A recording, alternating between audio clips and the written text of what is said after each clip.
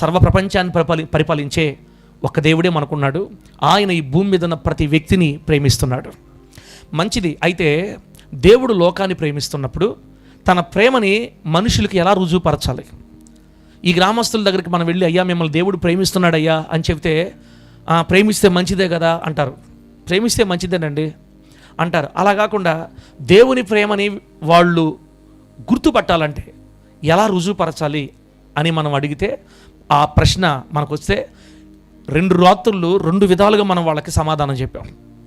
దేవుడు భూమిని, ఈ లోకాన్ని, మరి ప్రజల్ని ప్రేమిస్తున్నాడు అనే దాని గుర్తు ఏంటంటే, నంబర్ 1, ఆయన రోగాలతో ఉన్న వాళ్ళని స్వస్థపరిచి, వ్యాధుల్లో ఉన్న వాళ్ళని స్వస్థపరిచి, జబ్బుల్లో పడి ఉన్న వాళ్ళకి ఆరోగ్యాన్ని ఇచ్చి, ఇక కొద్ది రోజులకి చనిపోతాడనే డాక్టర్లు సర్టిఫికేట్ ఇచ్చిన వాళ్ళను కూడా బ్రతికించి, పక్షవాతపు వ్యాధి కలిగిన వాళ్ళని స్వస్థపరిచి, కుంటి వాళ్ళకి కాళ్ళు, గుడ్డివారికి చూపు, మూగవారికి మాట, చెవిటి వారికి వినికిడి, మూగవారికి మాట, దయ్యాలు పట్టుకున్న వాళ్ళని ఆ దయ్యాల నుంచి విడుదల, చనిపోయిన వాళ్ళను కూడా సమాధుల్లో నుంచి లేపి 2000 సంవత్సరాల క్రితం లోకాన్ని ఆయన ప్రేమిస్తున్నాడని అప్పుడు రుజువుపరిచాడు.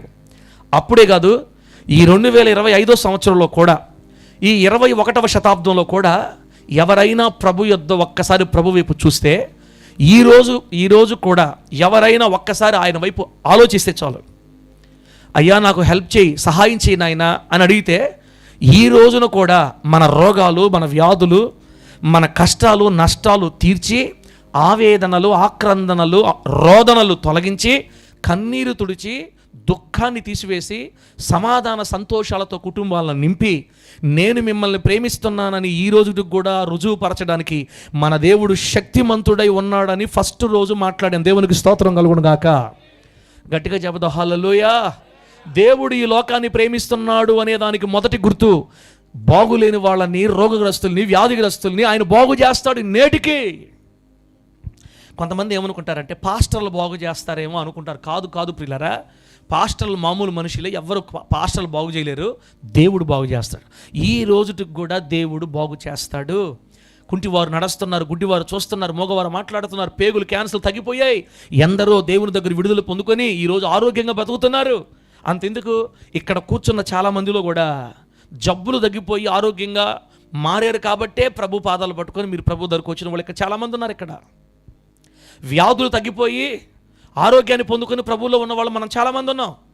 కాబట్టి దేవుడు ఈ లోకాన్ని ప్రేమిస్తున్నాడు అనే దానికి రుజువు ఏంటంటే, ఈనాటికైనా, ఈ రోజుకైనా ఎవరైనా బాగులేని వాళ్ళు, దూరం నుంచి మాటలు వింటున్న వాళ్ళలో కానీ, ఇక్కడ కూర్చున్న వాళ్ళలో కానీ, ఏ వ్యాధి అయినా అది చిన్నది కానీ పెద్దది కానీ, కొన్ని కంపెనీ జబ్బులు ఉంటాయి. కంపెనీ జబ్బులు అంటే పోవటమే కానీ ఉండడం ఉండదు, ఇంకా బతకడం ఉండదు. కంపెనీ జబ్బు వచ్చిందంటే పోవటమే. క్యాన్సరు, ఎయిడ్స్, కొన్ని కంపెనీ జబ్బులు ఉంటాయి. ఇంకా అవి వచ్చినాయి అంటే క్యాన్సర్ అయిపోవటమే కానీ బతికేది ఉండదు అనమాట.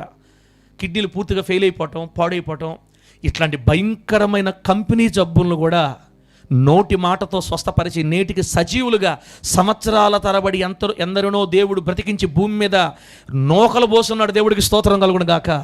ఎవరైనా ఒకవేళ యేసును సమీపించి ఈరోజు ప్రభుకు అవకాశం ఇస్తే, వారి జీవితాల్లో ఉన్న జబ్బుల్ని, వ్యాధుల్ని స్వస్థపరిచి, వాళ్ళకి ఆరోగ్యాన్ని ఇచ్చి, క్షేమాన్ని ఇచ్చి, నెమ్మదినిచ్చి, కన్నీళ్లు తొలగించి, సర్వ సమృద్ధితో నింపి, నేటికి నేను మిమ్మల్ని ప్రేమిస్తున్నాను అని రుజువుపరచుకోవడానికి సిద్ధంగా ఉన్నాడు మనం ప్రకటిస్తున్న నజరేయుడు, న్యాయాధిపతి అయిన యేసు. దేవునికి మహిమ కలుగును గాక. ఇది మొదటి రోజు వాక్యం. రెండో రోజు, దేవుడు ఈ లోకాన్ని ప్రేమిస్తున్నాడు అని లోకానికి ఆయన ఎలా రుజువుపరుచుకుంటాడు అంటే, ప్రజల యొక్క పాపములు క్షమించుట ద్వారా, లోకస్తుల యొక్క పాపాలు క్షమించడం ద్వారా, లోకములో ఉన్న వ్యక్తి యొక్క పాపాన్ని కడగడం ద్వారా, ఆ పాపపు బానిసత్వం నుండి వాళ్ళని విడిపించడం ద్వారా, పాపపు ప్రభుత్వం కింద నుంచి వాళ్ళని తప్పించి వాళ్ళని నీతిమంతులుగా మార్చడం ద్వారా దేవుడి లోకాన్ని ప్రేమిస్తున్నాడు అని తాను ఇప్పటికీ రుజువుపరచుకోవడానికి సిద్ధంగా ఉన్నాడు. దేవుని బిడ్డారా, దానికి మనం ఏం చెప్పాం? ఎవరినైనా ఈ భూలోకంలో యేసుక్రీస్తు దగ్గర రాకుండా ఆవల ఒడ్డున ఉన్నటువంటి ఒక వ్యక్తి దగ్గరికి వెళ్ళి, నువ్వు తాగడం మానేస్తే నీకు నేను ₹1,00,00,000 ఇస్తాను చెప్పినా, ₹1,00,00,000 కోసం కొంతకాలం అటు ఓపిక పట్టినా, ఏదో ఒక రోజు ₹1,00,00,000 వద్దురా నాయన, సుక్క లేకపోతే బతకలే అనిపించేస్తుంది ఆ మనిషికి. ఎందుకంటే ఆ మనిషి ఆ తాగుడికి బానిసగా మారిపోయాడు. ఆ పాపం ఆ వ్యక్తిని వదలకుండా ఆపేసింది. ఆ పాపం ఆ వ్యక్తిని బంధించేసింది. కొందరికి అక్రమ సంబంధాల్లో పడిపోతారు, ఇష్టం ఉండదు పాపం, బయటికి రావాలని ఆశ, రాలేరు. భర్తని భార్య మోసం చేస్తే ఎన్నో కుటుంబాలు ఏడుపుల మధ్య ఉండొచ్చు. ఇష్టం లేకపోయినా ఎవరో ఈడ్చుకెళ్ళిపోతున్నట్లుగా ఆ పాపంలో పడిపోయి ఉంటారు. పాపం వాళ్ళకి ఇష్టం లేకపోయినా వదిలించుకోవాలనుకున్న వదలలేని పరిస్థితుల్లో పాపం చేత బంధించబడి ఉంటారు. హాన్సు ప్యాకెట్లు నవలితే క్యాన్సర్ వస్తుందని ఫోటోలు వేసినా కూడా మానాలని అనిపించినా మానలేరు. కారణం ఏంటంటే ఒక మనిషి తనంతట తానుగా పాపము నుంచి, చెడుతనం నుంచి బయటికి రాలేడు. ఈ భూలోకంలో ఏ మనిషి కూడా పాపంలో నుంచి తనకు తానుగా బయటపడలేడు. కావాలంటే ట్రై చేసి చూడొచ్చు ఎవరైనా కూడా, ఇంకా లోపల కూరుకుపోవటమే కానీ పాపమును గెలిచి నిలబడి ఇదిగో నేను ఏ తప్పు లేకుండా బతుకుతానని చెప్పగలిగినోడు ఒక్కడు కూడా లేడు. అబద్ధాలు ఆడకుండా ఉండాలని ఆశ ఉన్నా ఆటోమేటిక్గా అబద్ధాలు ఆడేస్తారు. బూతులు తిట్టకూడదు, కోపం వచ్చినా కంట్రోల్ చేసుకోవాలనిపించినా బూతులు తిట్టేస్తారు. మనుషులు పాపమును చేయకుండా తమంతట తాముగా కంట్రోల్గా ఉండలేరు. కారణం ఏంటంటే మనిషిని, మానవ జాతిని పాపము కబళించింది. పాపమునుకున్న బలం ధర్మశాస్త్రం, మరణపు ముళ్ళు పాపం అని చెప్పింది వాక్యం. ఆ బలాన్ని ఎవరు జయించలేరు. కాబట్టి పాపములో ఉన్న మనుషులు ఆ పాపము నుంచి బయటపడాలంటే ఈ భూమి మీద ఉన్న ఒకే ఒక్క అడ్రస్, రెండో అడ్రస్ కూడా లేదు, కేవలం ఒక్క అడ్రస్ మాత్రమే ఉంది. ఆ ఒక్క అడ్రస్, నేనే మార్గం, నేనే సత్యం, నేనే జీవం, నా ద్వారా తప్ప ఎవ్వరూ తండ్రి వద్దకు చేరలేరు అని చెప్పిన యేసు మాత్రమే ఆ చిరునామా. దేవునికి స్తోత్రం కలుగును గాక. ఎందుకంటే యేసయ్య ఒక్కడే మనుషుల్ని పాపములో నుంచి బయట తీసుకురాగలుగుతాడు. కారణం ఏంటంటే ఆయన పాపం లేని దేవుడు కాబట్టి. ఆయన పరలోకంలో ఉన్న దేవాతి దేవుడు, మానవ ఆకారాన్ని ధరించి భూమి మీదకి వచ్చిన నరావతారిగా ఉన్నటువంటి దేవుడు కాబట్టి, ఆయనలో ఏ పాపము లేదు కాబట్టి ఆయన నిష్కల్మషుడు, నిర్దోషి, నిరపరాధి, మచ్చ, ముడత, డాగు, కళంకము లేని దేవుడు.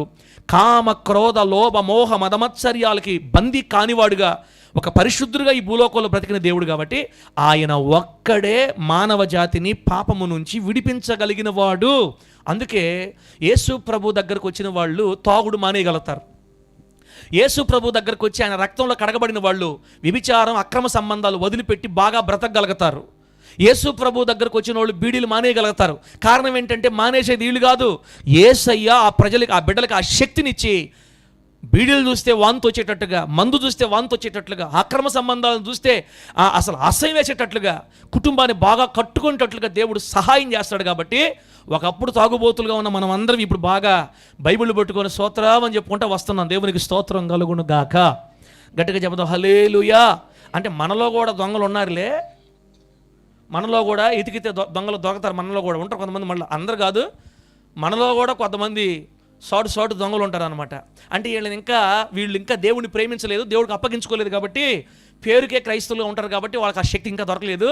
నిజంగా దేవుని కోసం బ్రతకాలనుకున్న వాడికి దేవుడు సహాయం చేసి ఏ పాపంలో పడనీయకుండా నిలబెడతాడు ఆయన. కాబట్టి మనం ఏం చెప్పాము నిన్న రాత్రి, ఈ భూలోకంలో పాపంలో బంధించబడిన ఏ వ్యక్తి యేసయ్య సహాయం లేకుండా, యేసుక్రీస్తు వారి శిలువ దగ్గర రాకుండా, ఆయన రక్తంలో కడగబడకుండా పాపమును జయించటం అసాధ్యం. చచ్చిపోయేదాకా ఆ దురలవాట్లలోనే చచ్చిపోతారేమో కానీ తాగుడు మానే ప్రసక్తే లేదంతే ఇంకా. ఎందుకంటే వాళ్ళకి పాపాన్ని జయించే శక్తి ఉండదు మనిషికి. మన ముత్తుకూరు గొల్లవీధి కాలనీలో నేను ఒక అక్కను చూసా. అక్కకి ఎంతలే ఏంటి కడుపు లాగు ఉంటుంది చూడు, లివర్ కదా, లివర్ పెరిగిపోయి మన ముత్తుకూరు గొల్లవీధి కాలనీ బిడ్డల దగ్గర ఒక అక్కను చూశాను నేను. ఇగో ఇంత ఉంటుంది పొట్ట, 9వ నెల పొట్ట ఎట్టుంటుందో ఆ అక్కకి 9వ నెల పెట్ట ఇంత ముందుకు వచ్చేసి ఉంటుంది పొట్ట, లివర్ పెరిగిపోయి. డాక్టర్లు ఏం చెప్పారంటే ఇంకా సంవత్సరంకో 2 సంవత్సరాలు చచ్చిపోతావమ్మా నువ్వు అని చెప్పేశారు. ఆమెమనుకుంటుందంటే సచ్చే కాడికి ఫుల్గా చచ్చిపోవాలా, ఎప్పుడు చచ్చినా పర్వాలేదు మని, కానీ తాగతానే చచ్చిపోవాలని డిసైడ్ అయిపోయింది. చూసారా, చచ్చిపోతావని డాక్టర్లు చెప్పినా కూడా ఆ చచ్చిపోయేదేదో తాగతానే చచ్చిపోతా, ఎట్టా చచ్చిపోవడం గ్యారెంటీ. ఆ చచ్చిపోయి దిగులు పడితే ఎందుకు చచ్చిపోవాలా, తాగతా చచ్చిపోతా. చూసారా, అయ్యో నా అనారోగ్యానికి కారణం ఈ తాగుడే కదా, దీన్ని వదిలేస్తే నాకు ఆరోగ్యం వస్తుందేమో అని అనిపించట్లా అక్కకి. ఆ అక్క మానాలని అనిపించిన అక్కని పట్టుకున్న పాపం వదలదు. పాపానికి ఉన్న బలాన్ని ఈ భూలోకంలోని ఏ మనుషులు తప్పించుకోలేరు. కాబట్టి పాపంలో పడిన మనుషులు మరలా నీతిమంతులుగా మంచివాళ్ళుగా మారాలంటే యేసు పాదాల దగ్గరకు వచ్చి ఆయన రక్తం చేత కడగబడితే తప్ప ఎవరు కూడా పాపం నుంచి బయటపడలేరు. కాబట్టి ఈ విధముగా మానవ జాతిని పాపము నుండి విమోచించి పరిశుద్ధులుగా మార్చి నీతిమంతులుగా మార్చి మంచివారిగా చేసి ఈ లోకం మీద నాకు ప్రేమ ఉంది అని దేవుడు నిరూపిస్తున్నాడు. దేవునికి స్తోత్రం కలుగును గాక. గట్టిగా చెప్పండి హల్లెలూయా. 10-15 సంవత్సరాల క్రితం నాకు కూడా సినిమాలంటే మహా పిచ్చి. పాటలు పాడతానే సినిమాలు చూసేది, పాటలు పాడతా ఆ వాక్యం చెప్తా సినిమాలకు పోయేది, డమ్ములు కొడతా సినిమాలకు పోయేది. నా వల్ల కాల స్టార్టింగ్లో నాకు కూడా భయంకర బలహీనత. ఫస్ట్ రోజే చూడాలి సినిమా, మామూలు కూడా కాదు. వాళ్ళందరూ ఒకసారి నాకైతే ఒత్తేసి నాకు ప్రాణం పైనే పోతున్నా, ఏసయ్యా ఏసయ్య సినిమాల్లో కూడా గాలిపోతుంటే ఏసయ్యా ఏసయ్య చచ్చిపోతా నేను, నన్ను ఒత్తేస్తున్నారు, అయ్యా గాలిపోతుంది. ఎవరు బొమ్మన్నారా నీ నాకే? అంతమంది ఫస్ట్ షోకు పోయి వాళ్ళ మధ్యలో అని వత్తకపోతే ఏమి? ఈ మధ్య ఎంతమంది చచ్చిపోతున్నారు ఆ విధంగా తొక్కిసలాట్లో. ఒకరోజు పోబోయింది నా ప్రాణం, దేవుడు దేవాల బతికి బయటకు వచ్చి ఆ రోజు అనుకున్నా ఇంకెప్పుడు ఫస్ట్ రోజు బాను, ఇంకా బతుకుంటే ఇంకో రోజు చూడొచ్చు. ఫస్ట్ రోజు పోయి ప్రాణం పోగొట్టుకోవడం కంటే నాయన వద్దయ్యా అనిపించింది. ఆ రోజు ఒత్తేసారు నన్ను బాగా. ఆ ఒత్తేది కూడా కడుపులో కుదురుతున్నట్ట. ఆ పక్క ఈ పక్క 4 గుద్దులు గుద్దారు. గుద్దిచ్చాడు దేవుడు నన్ను భయం పెట్టడానికి. ఆ దెబ్బతో లాస్ట్. తర్వాత చూద్దాం నాయన, ఎప్పుడు ఫస్ట్ రోజు బాగూడదు అనిపించింది. ఎన్ని రోజులు మానాలనుకున్నా నా వల్ల కాలేదు. నేను ఎప్పుడైతే యేసు రక్తం దగ్గర కడగబడ్డానో, ప్రభువు నన్ను పట్టుకున్నాడో, ప్రభువు నాకు సహాయం చేశాడో, యేసయ్య నా మీద తన చెయ్యి పెట్టి నన్ను కడిగాడో, ఆ రోజు నుంచి సినిమాల మీద పిచ్చి మాయమైపోయింది యేసు నామంలో. వాల్ పోస్టర్లు గోడలుగా చూసినా అసహ్యం వచ్చేస్తుంది, వాంతి వచ్చేస్తుంది, చీ అనిపిస్తుంది. నా శక్తి వల్ల నేను ఆ బలాన్ని సాధించలేదు, కానీ నా మీద ప్రేమ కలిగిన నా దేవుడు నన్ను తాకి ముట్టి నేను ఆయన దగ్గరికి వెళ్ళాను కాబట్టి నన్ను పూర్తిగా కడిగి ఆ చెడు తలంపులు రాకుండా, చెడ్డలవాట్ల ఆలోచనే లేకుండా నన్ను మంచివాడుగా చేసి ఈరోజు మీ ముందు కోటేసుకుని వాక్యం చెప్పేటట్టుగా చేశాడు. దేవుడికి స్తోత్రం కలుగును గాక. ఇది చేసింది కేవలం యేసు మాత్రమే. అందుకే నన్ను ప్రేమిస్తున్నాడు నా దేవుడు, లోకాన్ని ప్రేమిస్తున్నాడు ఆయన. ఆయన ప్రేమను మన మీద ఎలా రుజువుపరచుండంటే ఆయన వైపు తిరిగిన వారిని పాపము నుండి విమోచించి, పాపానికి ఇంక ఏమాత్రం మన మీద అధికారం లేకుండా, పాపము ద్వారా వచ్చే రోగాలు, శోధనలు, శాపాలు, భయంకరమైనటువంటి కన్నీరు, ఏడుపు ఏమి నా మీద లేకుండా, మన మీద లేకుండా ఆయన సహాయం చేసి ఆయన ప్రేమని లోకం మీద మన మీద దేవుడు చూపిస్తున్నాడు. దేవునికి స్తోత్రం కలుగును గాక. ఈ 2 విషయాలు గత 2 రోజుల్లో మనం మాట్లాడుకున్నాం. నిజమేనయ్యా అన్నోళ్ళు గట్టిగా హల్లెలూయా చెప్పండి. చెప్పండి గట్టిగా హల్లెలూయా. నీరసంగా ఉండేవాళ్ళు చెప్పండి గట్టిగా. ఏడ్చేవాళ్ళు చెప్పండి గట్టిగా. సంతోషంగా ఉండేవాళ్ళు చెప్పండి గట్టిగా. ఇంకొకసారి చెప్పు. గ్రామాన్ని దేవుడు పట్టుకుంటాడమ్మా, గట్టిగా ఆమేన్ చెప్పండి అమ్మా. దేవునికి మహిమ కలుగును గాక. అది ఇప్పుడు మూడో సంగతి ఈరోజు లాస్ట్ ఫైనల్. ఈ లోకాన్ని ఎంతో ప్రేమించిన దేవుడు తన ప్రేమని ఎలా చూపిస్తున్నాడు మూడోదిగా అంటే చూడండి, వాక్యం చదువుకుందాం.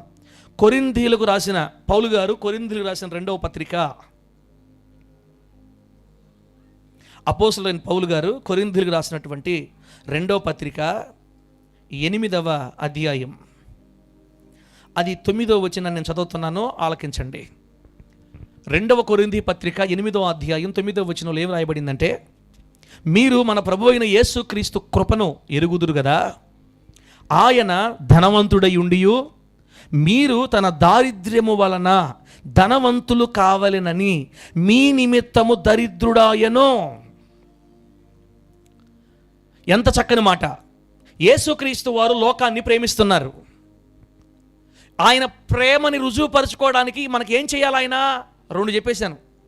ఇప్పుడు మూడోది, ఆయన మనల్ని ప్రేమిస్తున్నాడు అని తాను ఎలా రుజువుపరుచుకుంటున్నాడంటే, ఈ భూలోకంలో ఎవరైనా దరిద్రులుగా ఉంటే, దరిద్రులు అంటే తిండికి జరగకుండా, బట్టలకు లేకుండా, ఆ పూట కష్టపడతా, అప్పులు పాలయ్యి, ఒక్కరికి ఇవ్వలేని స్థితిలో, సొంత ఇల్లు కూడా లేకుండా బాడుగళ్లలో జీవితాలు ఎంతో వేదన పడతా, దిగులు పడతా, ఎన్ని సంవత్సరాలు గడిచిపోతున్నా ఏమాత్రం కూడా అభివృద్ధి లేకుండా, సొంత స్థలము లేకుండా, ఇల్లు లేకుండా, వాహనాలు లేకుండా, వస్తువులు లేకుండా, సంవత్సరాలు అయిపోతున్నా కూడా పేదరెక్కపో అంచుల్లో పడి అలమటించి మనశ్శాంతి నెమ్మది లేక శాపాల బారిన పడినటువంటి వ్యక్తులు ఎవరైనా ఉంటే ఆ వ్యక్తుల్ని చెయ్యి పట్టుకొని లేవనెత్తాడంట. దేవుడికి స్తోత్రం కలుగును గాక. దరిద్రతలో, పేదరికంలో, శాపంలో పడిన ప్రజల్ని చెయ్యబట్టి లేవనెత్తి ధనవంతులుగా మారుస్తాడంట. దేవుడికి స్తోత్రం కలుగును గాక. మనం ఆరాధిస్తున్న దేవుడు ఈ లోకం మీద ఉన్న ప్రేమని ఎలా రుజువుపరుస్తున్నాడంటే, పేదవాళ్ళని దరిద్రుల్ని ధనవంతులుగా మార్చి నేను మిమ్మల్ని ప్రేమిస్తున్నాను అని రుజువుపరుస్తాడంట. దేవుడికి స్తోత్రం కలుగును గాక. అంటే మన దేవుడు ఎవరు? పేదవాళ్ళని ధనవంతులుగా మార్చే దేవుడు. ఆమేనండి. మన దేవునికి సాలీసాలని జీవితంలోనే బతకడం ఇష్టం లేదు. మనం ఆయన పిల్లలమైన మనం, లేదా ఎవరైనా యేసు దగ్గరకు వచ్చి అయ్యా నేను నిన్ను ఆశ్రయిస్తున్నానని చెబితే, అటువంటి పరిస్థితుల్లో ప్రభువు దగ్గరకు వచ్చిన ఎవ్వరు కూడా దరిద్రతలో, శాపంలో, బ్రతుకు హీనంగా బ్రతకడం ఆయనకి ఇష్టం లేదు అని చెప్పింది వాక్యం. ఇప్పుడు మిమ్మల్ని ధనవంతులుగా చేయడానికి ఆయన ధనవంతుడై ఉండి ఈ భూలోకానికి దరిద్రుడుగా వచ్చాడు. క్రైస్తులారా, మీరు కూడా ఆలోచించండి. మన ప్రభు, మనం ఆరాధించే దేవుడు పేదోడా ధనవంతుడా? అక్కడ రాయబడింది వాక్యం చూడండి. ఆయన ధనవంతుడై ఉండియు. అవునా కాదా? మన దేవుడు ఎవరు? మీ నోళ్లలో 2 కేజీ చక్కెర పోయ్యా చెప్పండి. మన దేవుడు ఎవరు? ధనవంతుడు. మన దేవుడు ధనవంతుడైనప్పుడు మనం ఎందుకు పేదోళ్ళుగా ఉండాలా? మన దేవుడే ధనవంతుడు అని చెప్పింది బైబిలు. మన దేవుడు ధనవంతుడైనప్పుడు ఇన్ను ఉండకూడదు. హల్లెలూయా, స్తోత్ర. నోరు గట్టిగా ఈరోజు నుంచి యేసు నామములో. మన దేవుడు ధనవంతుడు. ఎంత చక్కగా ఈ మాట నిన్న ఈరోజు సాయంత్రం మధ్యాహ్నం చదువుతా ఉంటే వాక్యం కసాను పొడిచింది నన్ను కూడా. మన ప్రభు ఎవరో తెలుసా? ధనవంతుడు. బిడ్డ, నువ్వు ఎవరు కూతురువో తెలుసా? ధనవంతుడు కూతురువి. దేవునికి స్తోత్రం కలుగును గాక. నేనెవరినే? ధనవంతుడు కొడుకుని. మన తండ్రి, మన దేవుడు ఎట్లాంటి ధనవంతుడు? బైబిల్ ఏం చెప్పింది? మన తండ్రి ఇల్లు ఎట్లుంటుంది చెప్పండి. మన తండ్రి పరలోకం ఎట్లుంటుంది? సిమెంట్ రాళ్ళు, ఎర్రమట్టి అట్లుంటుందా? మొత్తం నల్ల బురద మట్టి ఎట్లుంటుందా? బైబిల్ ఏం చెప్పింది? దగ మెరయు సూర్యకాంతము వంటి బంగారు వీధులు కలిగిన దేశం మంది. దేవుడికి స్తోత్రం కలుగును గాక. మరణం తర్వాత మనం ఉండబోయే రాజ్యం బంగారు వీధులు కలిగిన రాజ్యం. ఆయన ఆ దేశంలో అంత ధనవంతుడుగా ఉన్నాడు. ప్రకటన గ్రంథంలో మనం చదివితే రేపు మనం ఉండబోయే దేశంలో 12 రకాల ముత్యాల చేత కట్టబడింది ఆ దేశం. ఎన్ని ముత్యాలు? పచ్చ, కెంపు, ఏదో చాలా పేర్లు ఉన్నాయి. సులిమాని రాయి, గోమేధికము, ఇలా చాలా 12 రకాల ముత్యాల పేర్లు రాస్తాడు. ఈ ముత్యములతోటి కట్టబడింది అక్కడ. మన దేవుడు ధనవంతుడై ఉండి ముత్యములతో కట్టబడిన పట్టణంలో నివాసం చేస్తుంటే, ఈ భూలోకంలో శాపగ్రస్తులమై దరిద్రంగా అప్పులు పాలయ్యి తినటానికి కూడా తిండి లేక, బియ్యం అయిపోతే బియ్యం వేరే వాళ్ళ దగ్గర అడిగి తెచ్చుకుంటా, బదులు తెచ్చుకుంటా, సరైన సమృద్ధి లేక శాపగ్రస్తంగా బతుకుతున్న మన బ్రతుకుల్ని ధనవంతులుగా మార్చడానికి ఆ దేవుడు, ధనవంతుని దేవుడు, ఆ ధనాన్ని, ఐశ్వర్యాన్ని అంతా పరలోకంలో వదిలిపెట్టి మనల్ని ధనవంతులుగా మార్చడానికి దరిద్రుడుగా భూమి మీదకి వచ్చాడంట. దేవుడికి స్తోత్రం కలుగును గాక. చెప్పండి గట్టిగా, హల్లెలూయా. యేసయ్యా, నువ్వు ఎందుకు దరిద్రుగా భూమి మీదకి వచ్చావు అంటే, నా దారిద్ర్యము వలన మీరు ధనవంతులు అవ్వాలని. ఏంది? యేసయ్య భూమి మీదకి దరిద్రుడికి ఎందుకు వచ్చాడు? నా దారిద్ర్యం వలన మీరు ధనవంతులు అవ్వాలి. అదేంది పాస్టర్ గారు, మాకు నచ్చట్లేదు ఈ మాట. యేసయ్య దరిద్రులుగా వస్తే మనం ధనవంతులు ఎట్ట అవుతాం? చెప్తానేనండి. ఒకవేళ మన ప్రభు అయిన యేసుక్రీస్తు వారు పశువుల పాకలో పుట్టకుండా అమెరికాని పరిపాలించే అధ్యక్షుడి ఇంట్లో పుట్టాడు అనుకోండి, ఏం చెప్పాను? మనం ఆరాధించే దేవుడు పేదవాళ్ళ ఇంట్లో పుట్టకుండా ఒకవేళ అమెరికాని పరిపాలించి అమెరికా అధ్యక్షుడు, లేకపోతే మన భారతదేశాన్ని పరిపాలించే ప్రధానమంత్రి ఇంట్లో పుట్టాడు అనుకో, యేసయ్యకి ఏం ముద్ర వేస్తారు? జనాభా ఏం ముద్ర వేస్తారో తెలుసా? యేసయ్య ధనవంతుల దేవుడు. ఎవరు దేవుడు? ఇప్పటికే చాలా పేర్లు పెట్టినారు మన ప్రభువుకి. తెల్లోళ్ళ దేవుడు, నల్లోళ్ళ దేవుడు, అమెరికా దేవుడు, పచ్చోళ్ళ దేవుడు, ఇంక ఇన్ని కలర్లు ఉంటే అన్ని కలర్లు. ఇంకా పాపం అవగాహన లేని పరిస్థితుల్లో ప్రజలు రకరకాల పేర్లు పెట్టేశారు. ఒకవేళ ధనవంతుడిగా భూమి మీదకి వచ్చిండుంటే దరిద్రులందరూ ఆయన దగ్గరికి వెళ్ళేవాళ్ళు కాదు. ఎందుకంటే అమ్మో ఆయన ధనవంతులమ్మ, మన దగ్గరికి ఎందుకు వస్తాడమ్మా, మనల్ని ఎందుకు పిలుస్తాడమ్మా. ఒకవేళ ధనవంతుడు అయ్యి ఉండి మన దగ్గరకు వచ్చినా కూడా మీరు చూడండి, అప్పుడప్పుడు మన బిడ్డలు నేను దగ్గర లాక్కుంటుంటే వెనక్కి వెళ్తూ ఉంటారట. నేను కానీ ఈ కోట్లు మొత్తం తీసేసి 4 సినిపోయిన ప్యాంటు సొక్కా తగిలించుకొని అప్పుడు పోయినాను వాళ్ళ మధ్యలోకి, సార్ మనకు సమానంగా ఉన్నట్టు ఇప్పుడు పోదాం దగ్గరికి వస్తారు. నేను మొత్తం కోట్లు వేసుకొని వచ్చాడు అనుకో, సార్ నాయనా మనకి ఇంతకు మన స్థాయి వేరులేరా, సార్ స్థాయి వేరా, సార్ ఇప్పుడు కారుల్లో తిరుగుతున్నాం, మనం అంతా సైకిల్లో తిరిగేవాళ్ళం. అబ్బాయి సార్కే మనకి సెట్ కాదు. ఏంది నన్నే నా దగ్గరకే రావట్లా. పేదలైన వారిని, కన్నీళ్లలో ఉన్న వారిని, డబ్బు లేని వారిని, దరిద్రులైన వారిని, శాపగ్రస్తమైన వారిని, సొంత ఇల్లు లేక మరి చెట్ల కింద కాపురాలు చేస్తున్న భయంకరమైన లోకస్తుల చేత తక్కువ కులాల వాళ్ళగా పరిగణించబడి తక్కువ కులాల వాళ్ళగా పరిగణించబడి విలువ లేకుండా మాట్లాడించబడుతున్నటువంటి ఈ దినాల్లో ఎందరో శాపగ్రస్తం అయిపోయిన బిడ్డలుగా ఉంటే, ఇటువంటి వాళ్ళందరూ ఆయన దగ్గర రావాలంటే ఆయన ధనవంతుడుగా వస్తే కుదరదు. ఆయన దరిద్రుడుగా వస్తే ఈ దరిద్రులందరూ ఆయన దగ్గరికి వెళ్తారు. దేవుడికి స్తోత్రం కలుగును గాక. గట్టి చెప్పండి హల్లెలూయా. బైబిల్లో ఏం రాయబడిందంటే యేసుక్రీస్తు వారు పాపులకు స్నేహితుడంట. ఎవరికి స్నేహితుడు మన యేసయ్య? పాపులకు. సుంకరులు, పాపులు ఆయనతో చుట్టూ కూర్చొని భోజనం చేసేవాళ్ళంట. ఒకవేళ యేసుక్రీస్తు వారు ఏసీ కారులో దిగి రండి తిందామంటే వస్తారా? రే ఆయన పిలిచినా మనం జాగ్రత్తగా ఉండాలి. అమ్మో ఆయన ముఠామేస్త్రి, అమ్మో ఆయన పెద్ద ఆయన, అమ్మో మనం వెళ్ళకూడదు. రే పిలుస్తారు పెద్దోళ్ళు, అమ్మో మనం జాగ్రత్త ఉండాలా. అసలు నోరు కూడా తెరవరు ఏసై దగ్గరికి వస్తే. ఏమండి మీరు పెద్దోళ్ళు, మేము సార్ అనవాకండి ఆయన మన ఫ్రెండ్ చూడండి అంటే ఫ్రెండ్ లేదు, ఏమి లేదు, అమ్మో మీరు పెద్దోళ్ళు మేము. చూసారా, అసలు ఇంకా ప్రధానమంత్రి ఇంట్లో పుడితే మన జాడే లేదు. ఇంకా మన వైపు కూడా ప్రధానమంత్రి మన ఊరికి వస్తాడా? ఇక్కడికి వస్తాడా? రాడు. ఎందుకైనా ఆయనకి రావాల్సిన అవసరం కూడా. ఆయన స్థాయి ఏంది, వాళ్ళ రేంజ్ ఏంది? అందుకే ఆ ధనవంతుడు, పరలోక పట్టణములో ధనవంతుడుగా ఉన్నటువంటి మన తండ్రి, మన దేవుడు తన ధనాన్ని, తన ధనిక స్థితిని వదిలిపెట్టి ఆయన దరిద్రుడిగా భూమి మీదకి వస్తే ఆ దారిద్ర్యాన్ని బట్టి మనం ధనవంతులు అవుతామని, ఆయన మనం చేర్చుకుంటామని, నీ కోసం నా కోసం నన్ను ధనవంతుడిగా చేయటానికి, నిన్ను ధనవంతుడిగా చేయటానికి, సకల సమృద్ధితో నిన్ను ఆశీర్వదించడానికి, సకల సమృద్ధితో నన్ను ఆశీర్వదించడానికి మన ప్రభు అయిన యేసయ్య ఆ ధనాన్నంతటి పరలోకంలో వదిలిపెట్టి ఒక సాదా సీదా పేదవాడిగా పశువుల పాకలో, పశువుల తొట్టిలో, కుడితి దాగే తొట్టిలో నీ కోసం నా కోసం మహాదేవుడు పడుకున్నాడు. దేవుడికి స్తోత్రం కలుగును గాక. చెప్పండి గట్టిగా హల్లెలూయా. కొట్టాలనిపిస్తే కొట్టు, సప్పట్లు లేకపోతే కొట్టబాకు. ఊరికి ఏడాడుకునేది నిన్ను నన్ను ఆశీర్వదించి, నిన్ను నన్ను గొప్పవాళ్ళుగా చేసి మనల్ని ధనవంతులుగా మార్చడానికి మన ప్రభువైన యేసుక్రీస్తు వారు దరిద్రుడుగా వచ్చాడు భూమి మీదకి. మనమేమనుకున్నాం మొన్నటిదాకా, యేసు ప్రభుకి పడుకోవడానికి స్థలమే లేదు కాబట్టి మనకు కూడా ఇల్లు ఉండకూడదు, యేసు ప్రభుకి బట్టలు కూడా లేవు, మనకు కూడా బట్టలు వద్దు.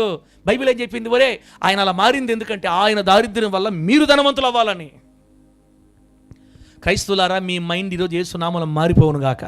హోలీ జడ్జి సంతానమా, మీ నరాల్లోకి ఇంజెక్షన్ ఎక్కిపోవును గాక. మన దేవుడు ధనవంతుడా పేదోడా? ఆయన ధనవంతుడై ఉండియు తన దారిద్ర్యం వలన మనము ధనవంతులు కావాలని ఆయన ఈ భూమి మీదకి దరిద్రుడిగా వచ్చాడని బైబిల్ చెప్పింది. మన ఫాదర్, మన తండ్రి, మన daddy rich person, rich man. ఆయన స్థాయికి మనం మహిమ తేవాలని, మనం ఆయన రేంజ్కి ఎదగాలని, ఆయన ఆ రేంజ్లో భూమి మీదకి వస్తే ఆయన దగ్గరికి ఎవరు పోరని తాను తగ్గించుకొని ధనమంతా వదిలిపెట్టి, ఆ స్థితిని వదిలిపెట్టి పేదవాడి కడుపులో పుట్టాడు. ఆయన ఒక పేదవాళ్ళ కడుపులో పుట్టాడు. బిడ్డలారా, వాక్యం సెలవిస్తుంది అంటే దేవుడు లోకాన్ని ఎంతో ప్రేమించాడు.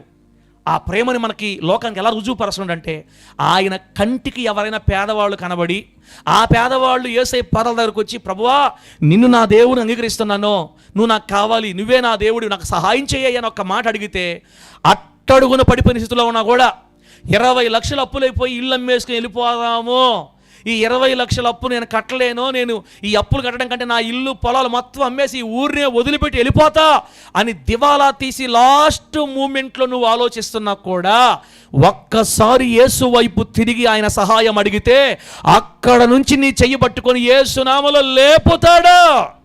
కొట్టాలనిపిస్తే కొట్టు, లేకపోతే ఆపేయ్. దేవుడు మిమ్మల్ని ఆశీర్వదించును గాక. చెప్పండి గట్టిగా హల్లెలూయా.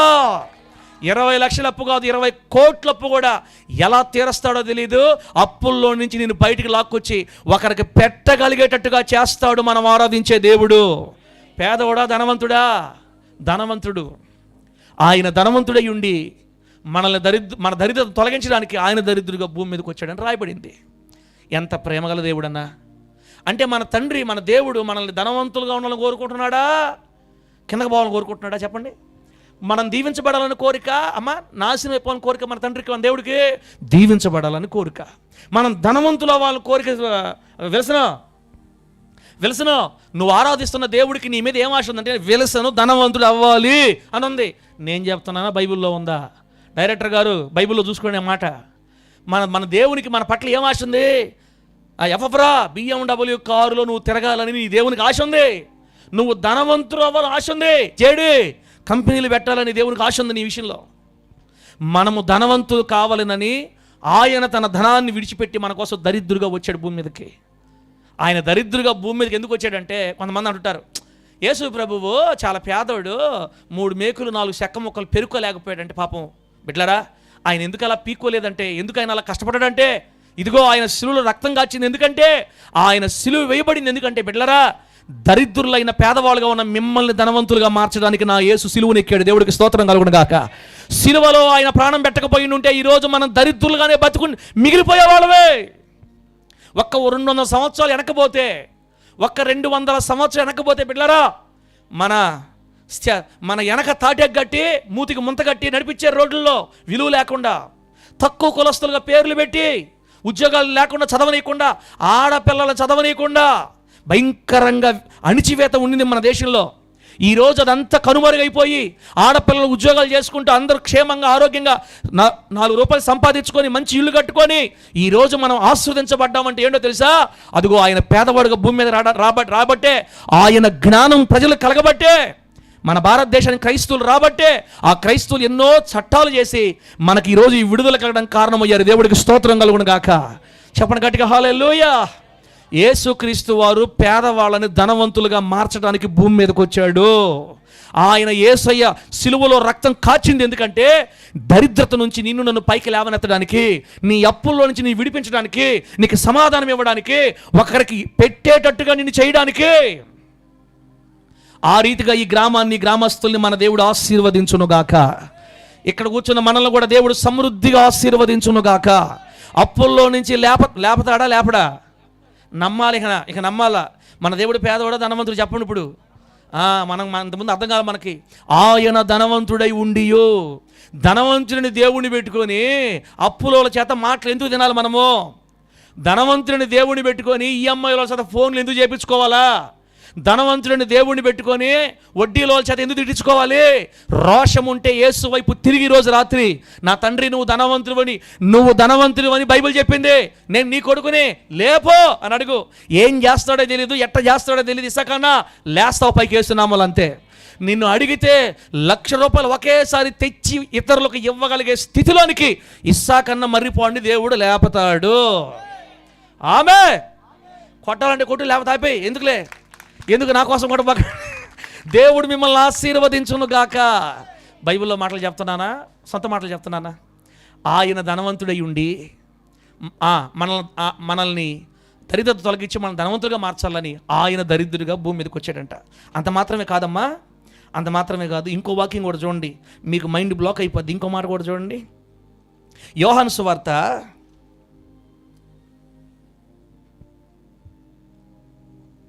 బిడ్డలారా, ఇప్పుడు నేను ఈ మాట చదివే ముందు ఒక మాట చేత చూడండి.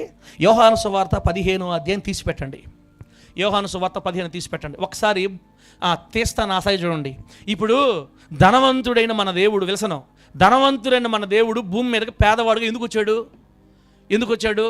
ఆయన పిల్లలమైన మనలందరినీ ధనవంతులుగా, ఆశీర్వదించబడిన వారుగా, సమృద్ధి కలిగిన వారుగా మార్చాలని వచ్చాడు. ఒకవేళ రేపు అహరోను చచ్చిపోయే నాటికి, ముసలోడే చచ్చిపోయే నాటికి అహరోను ఇదే పేదరికంలో చచ్చిపోయాడు అనుకోండి. ఊహకే ముసలోడు అయిపోయి పేదరికంలోనే చచ్చిపోయాడు. ఆ రోజు కూడా అహరోనుకి నేనే సమాధి పెట్టి తెచ్చాను అనుకోండి.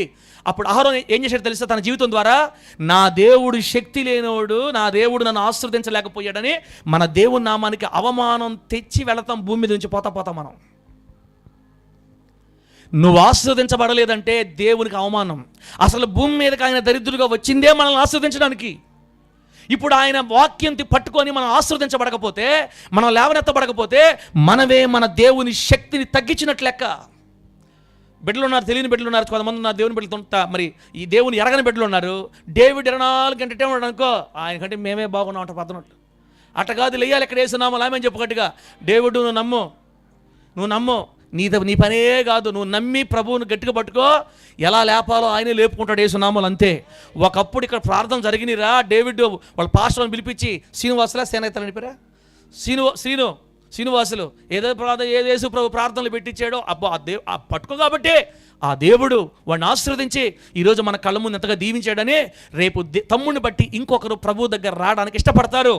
ప్రభు దగ్గరికి జనాభా రావాలంటే ముందు మన పేదరికం పోయి మనం ఆస్వాదించబడాలి. ఆమె చెప్పండి, గట్టి చెప్పండి హల్లెలూయా. ఈ రోజు నుంచి మీరేం ప్రార్థన చేయాలంటే, తండ్రి నువ్వు ధనవంతుడు అన్న సంగతి ఇప్పుడు మా సార్ మాకు చెప్పాలా, ఇప్పుడు చెప్పాడు, ఈరోజు దొరికింది ఇప్పుడు పాయింట్ మాకు. నువ్వు ధనవంతుడు అంట కదా, నువ్వు మమ్మల్ని ఆస్వాదించడానికి దరిద్రులకు భూమి మీదకి వచ్చావంట కదా, మేము కానీ పేదరికంలోనే చచ్చిపోతే నీ నామానికి అవమానం అంట కదా, ఇంకా నేను పేదరికంలో చచ్చిపోకూడదు, నువ్వు ఎట్ట చేస్తావు, నాకు సంబంధం లేదు, నాకు చేయి, నన్ను ఆస్వాదించు, నన్ను భూమి మీద నిలబెట్టయ్యా, నీ కోసం నేను నిలబడతానయ్యా అని మన ధైర్యంగా ప్రభు కోసం నిలబడితే, బిడ్డలారా మనల్నే కాదు ఈ దూరాల నుంచి ఈ మాటలు వింటున్న ప్రతి బిడ్డ ఎవరైనా యేసు వైపు తిరగడానికి ఇష్టపడితే, పేదరికంలో నుంచి, దరిద్రతలో నుంచి, అప్పుల్లో నుంచి, ఘోరమైన కన్యలలో నుంచి, అసమాధానంలోంచి లేవనెత్తి ఈ భూమి మీదే మనల్ని ధనవంతులుగా మార్చి ఆశీర్వదిస్తాడు యేసు నామములో. అప్పుడు మనం చెప్పొచ్చు, దేవుడు లోకాన్ని ఎంతో ప్రేమించాడు కాబట్టి మిమ్మల్ని పేదరికంలో నుంచి లేవనెత్తి ధనవంతులుగా మార్చి చూపించాడు ఆయన ప్రేమను మీ మీద. రండి యేసు దగ్గరికి అని పిలవాలా, పిలుస్తున్నాం. ఆయన దరిద్రుల్ని ధనవంతులుగా మారుస్తాడు, పేదవాళ్ళని ఆశీర్వదిస్తాడు, ఆయన పడిపోయిన వాళ్ళని లేవనెత్తాడు, కటిక దరిద్రుల్ని దీవిస్తాడు, అనేకులకు పెట్టగలిగే స్థాయిలో తీసుకెళ్తాడు. బిడ్డ, నా 2 చేతులు జోడించి దండాలు పెట్టి ముందుకెళ్ళిపోతున్నాను. మీకు ఒక మాట, నువ్వు పేదరికంలోనే ఉండిపోతే దేవుడికి నువ్వు అవమానం తెచ్చినట్లు లెక్క, దేవుని శక్తిని నువ్వు తీసివేసినట్లు లెక్క, దేవుడిని చేతగాని వాడుగా లోకానికి ప్రజెంట్ చేస్తున్నావు. నా దేవుడు చేతగాని వాడు కాబట్టి నేను పేదరికంలో ఉండిపోయాను చివరిదాకా అని అర్థం. విశ్వసించండి దయచేసి, ప్రభుని పట్టుకోండి, ఆయన అడగండి, ప్రభువా నేను పేదరికంలో ఉంటే నీకు అవమానం అంట, నన్ను పేదరికంలో ఉండనివ్వద్దు, నన్ను ఆశీర్వదించను కోరుకో. ఏం చేస్తాడో తెలియదు, నీ దశ మారిపోయి స్టార్ తిరిగిపోద్ది యేసునామములో, అంతే. గట్టి చెప్పు హల్లెలూయా. మనుషులకు అసాధ్యం కానీ దేవునికి సమస్తము. మనం ఆరాధించే దేవుడు భూమిని, ఆకాశాన్ని, సముద్రాన్ని నోటి మాటతో సృష్టించిన వాడు. ఆయన ఏమైనా చేయగలడు, ఏదైనా చేస్తాడు. నీ స్టారు తిప్పతాడు యేసునామములో, అంతే. 8 లక్షలు పెట్టి నా కారు తీసిరా దేవుడా, నాకు తీసిచ్చాడా, తీసిలేదా? మరి నాకు తీసినప్పుడు మీకెంత తీసాడు? మా కారు వద్దులే అనబాకు, నేను దీవించబడాలని కోరుకో, అంతే. నువ్వు నీ స్టార్ ఎలా తిప్పుతాడో ఆయన తిప్పుతాడు. నా ప్రియమైన గ్రామస్తులారా, దేవుని బిడ్డలారా, మరి గ్రామ ప్రజలారా, దూరం నుంచి ఈ మాటలు వింటున్న మీకు కూడా ఒక శుభవార్త ఏంటంటే, కన్నీళ్ళలో, బాధల్లో, పేదరికంలో, దరిద్రతలో, శాపంలో ఇబ్బంది పడతా, అప్పులతో యాగలేక ఇల్లు అమ్మేసుకుని వెళ్ళిపోవాలని ఎవరైనా దిగులుతో, వేదనతో, మనశ్శాంతి లేని పరిస్థితుల్లో ఉంటే, ప్రేమగల దేవుడు మిమ్మల్ని తన ప్రేమతో పిలుస్తున్నాడు. అయ్యా మిమ్మల్ని దేవుడు ప్రేమిస్తున్నాడు, మీ కుటుంబాన్ని ప్రేమిస్తున్నాడు. ఆయన ప్రేమ మీకు ఎలా చూపిస్తాడంటే, మీ పేదరికంలో నుంచి, దరిద్రతలో నుంచి మిమ్మల్ని లేవనెత్తి, మీ పిల్లలకి మంచి ఉద్యోగాలు ఇచ్చి, మీ వ్యాపారాలు దీవించి, మీ చేతి పనులు దీవించి, నలుగురికి మీ చేతితో పెట్టగలిగే స్థాయికి మిమ్మల్ని లేపి మీ మీద తన ప్రేమను రుజువుపరుచుకుంటాడు యేసు నామములో. ఈరోజు రాత్రి మీకు ఒకవేళ డౌట్ ఉంటే వచ్చి చూడండి అని ప్రేమతో ఆహ్వానిస్తున్నాం మిమ్మల్ని. మన దేవుడు ప్రేమగల దేవుడు, మన దేవుడు లోకాన్ని ప్రేమిస్తున్నాడు. ఆయన యొద్దకు వచ్చిన ఏ ఒక్కరిని విడిచిపెట్టడానికి ఆయన అన్వేషణ కాదు. బిడ్డ, నువ్వు ఏడవలసిన అవసరం లేదమ్మా, నువ్వు దిగులు పడాల్సిన అవసరం లేదమ్మా. ఈ అప్పుల్లో నుంచి నేను బయటపడలేనేమో అనుకోవద్దు, నేను ఇంకా అయిపోయింది నా పరిస్థితిని ఏడవద్దు. అయ్యా బ్రదరు, సహోదరుడా, సహోదరి, మీరెవ్వరు అడవద్దమ్మా. మన ఏడుపులు తీర్చడానికే 2000 సంవత్సరాల క్రితం ధనవంతుడైన దేవుడు దరిద్రులైన మనల్ని ఆశీర్వదించడానికి ఆయన దరిద్రులుగా భూమి మీదకి వచ్చాడు. ఆయనను ఉపయోగించుకొని ఆయన శక్తి ద్వారా మనం ఈరోజు భూలోకంలో దీవించబడదాం యేసు నామములో. మనం డబ్బు కోసం బతికే వాళ్ళం కాదు, కానీ దేవుడి కోసమే బతికే వాళ్ళమే. మన దేవుడే ధనవంతుడైనప్పుడు ఆయన సహాయము ద్వారా ఈ భూలోకంలో సమృద్ధిగా బ్రతుకుదుము గాక. రోషం ఉంటే ఇంజెక్షన్ ఎక్కిపోవాలంతే ఈరోజు యేసునామములంతే, వేరే మాటే ఉండకూడదు, అవునా కదా? కానండి. నెక్స్ట్ వాక్యం చూడండి, యోహాను సువార్త 15వ అధ్యాయం 7-8 వచనం చదువుతాం. యోహాను సువార్త 15వ అధ్యాయం 7-8 వచనాలు. దేవుడికి మనం ఆస్వాదించడం ఆయనకి ఇష్టమా లేదా? చూడండి ఒకసారి. 15వ అధ్యాయం 7-8 వచనాలు. యోహాను సువార్త 15వ అధ్యాయం 7-8 వచనాలు. The gospel of John chapter 15 verses 7 and 8. నా యందు మీరును మీ యందు నా మాటలను నిలిచి ఉండిన ఎడల మీకేది ఇష్టమో అడుగుడి, మీకేది ఇష్టమో అడుగుడి, అది మీకు అనుగ్రహింపబడును. మీరు బహుగా ఫలించుట వలన నా తండ్రి మహిమపరచబడును. ఇందువలన మీరు నా శిష్యులగుదురు. దేవుడికి స్తోత్రం కలుగును గాక. అక్కడ మీరు ఏ లైన్ మీరు ఎక్కడ గీత కొడతారంటే, నేను చెప్పిన గీత కొట్టండి. మీరు బహుగా ఫలించుట వలన నా తండ్రి మహిమపరచబడతాడు, ఇందును బట్టి మీరు నాకు శిష్యులు అవుతారు. ఎంత మంచి మాట.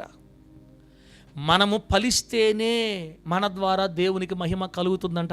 అహరోను మామూలుగా ఫలించకూడదు. చెల్లిలా అమ్మా సుసన్నమ్మ, మామూలుగా ఫలించకూడదు, బహుగా ఫలించాలా. బైబిల్ చెప్పిందా నేను చెప్పానా? ఫలించడం అంటే ఒక చెట్టు కాయలు కాస్తే, పూలు పూస్తే అది ఫలింపు అంటారు. 8 సంవత్సరాలుగా చర్చికి వస్తా, 15 సంవత్సరాలుగా చర్చికి వస్తా, 15 సంవత్సరాలుగా సేవ చేస్తా, పండ్లు లేవు, పూలు లేవు. ఈ హోలీ జడ్జి మినిస్ట్రీలో ఇక్కడి నుంచి పోస్తాయి పండ్లు. చేస్తున్నాము ఆమె చెప్పండి గట్టిగా. పూలు ఇప్పుడు పోస్తాయి. ఇంకా మీరు కోసుకోవటమే. ఎందుకు? మన దేవుడు ఎవరు లేక ధనవంతుడండి దేవుడు. ప్రభు అంటాడు, బిడ్డలారా, నేను భూలోకానికి వచ్చింది మిమ్మల్ని ఆస్వాదించడానికి, దీవించడానికి, మీ పేదరికాన్ని పోగొట్టడానికి. బిడ్డ, నేను రక్తం కాచింది మీ పాపాలు పోగొట్టడానికి, మీ రోగాలు స్వస్థపరచడానికి. 2, 3వది మీ దరిద్రం తీసేయడానికి నేను ప్రాణం పెట్టా. నన్ను నమ్ముకున్న మీరు ఇంకా దరిద్రతలు ఉండడానికి వీల్లేదు, శాపంలో పేదరికలు ఉండడానికి వీల్లేదు, లేవండి అని చెప్పేసే మనకు ఆమె చెప్పండి గట్టిగా. చెప్పు గట్టిగా హల్లెలూయా. ఎలా ఫలించాలి? బహుగా ఫలించాలి. నాకు సాఫ్ట్వేర్ జాబ్ వస్తుందా డాడీ? మనకు డబ్బు కట్టలేం కదా డాడీ. కూతురా, ఇక నెక్స్ట్ మాటే లేదంతే. నువ్వు ఆశపడు, నీకు ఇస్తాడు యేసునామములో దేవుడు, అంతే. డాడీ, మనం అమెరికా పోయేదానికి మన దగ్గర 60 లక్షలు లేవు కదా డాడీ. నాన్ సెన్స్, అంతే. మన దేవుడు ఎవరు? పేదవాడా ధనవంతుడా? ధనవంతుడు.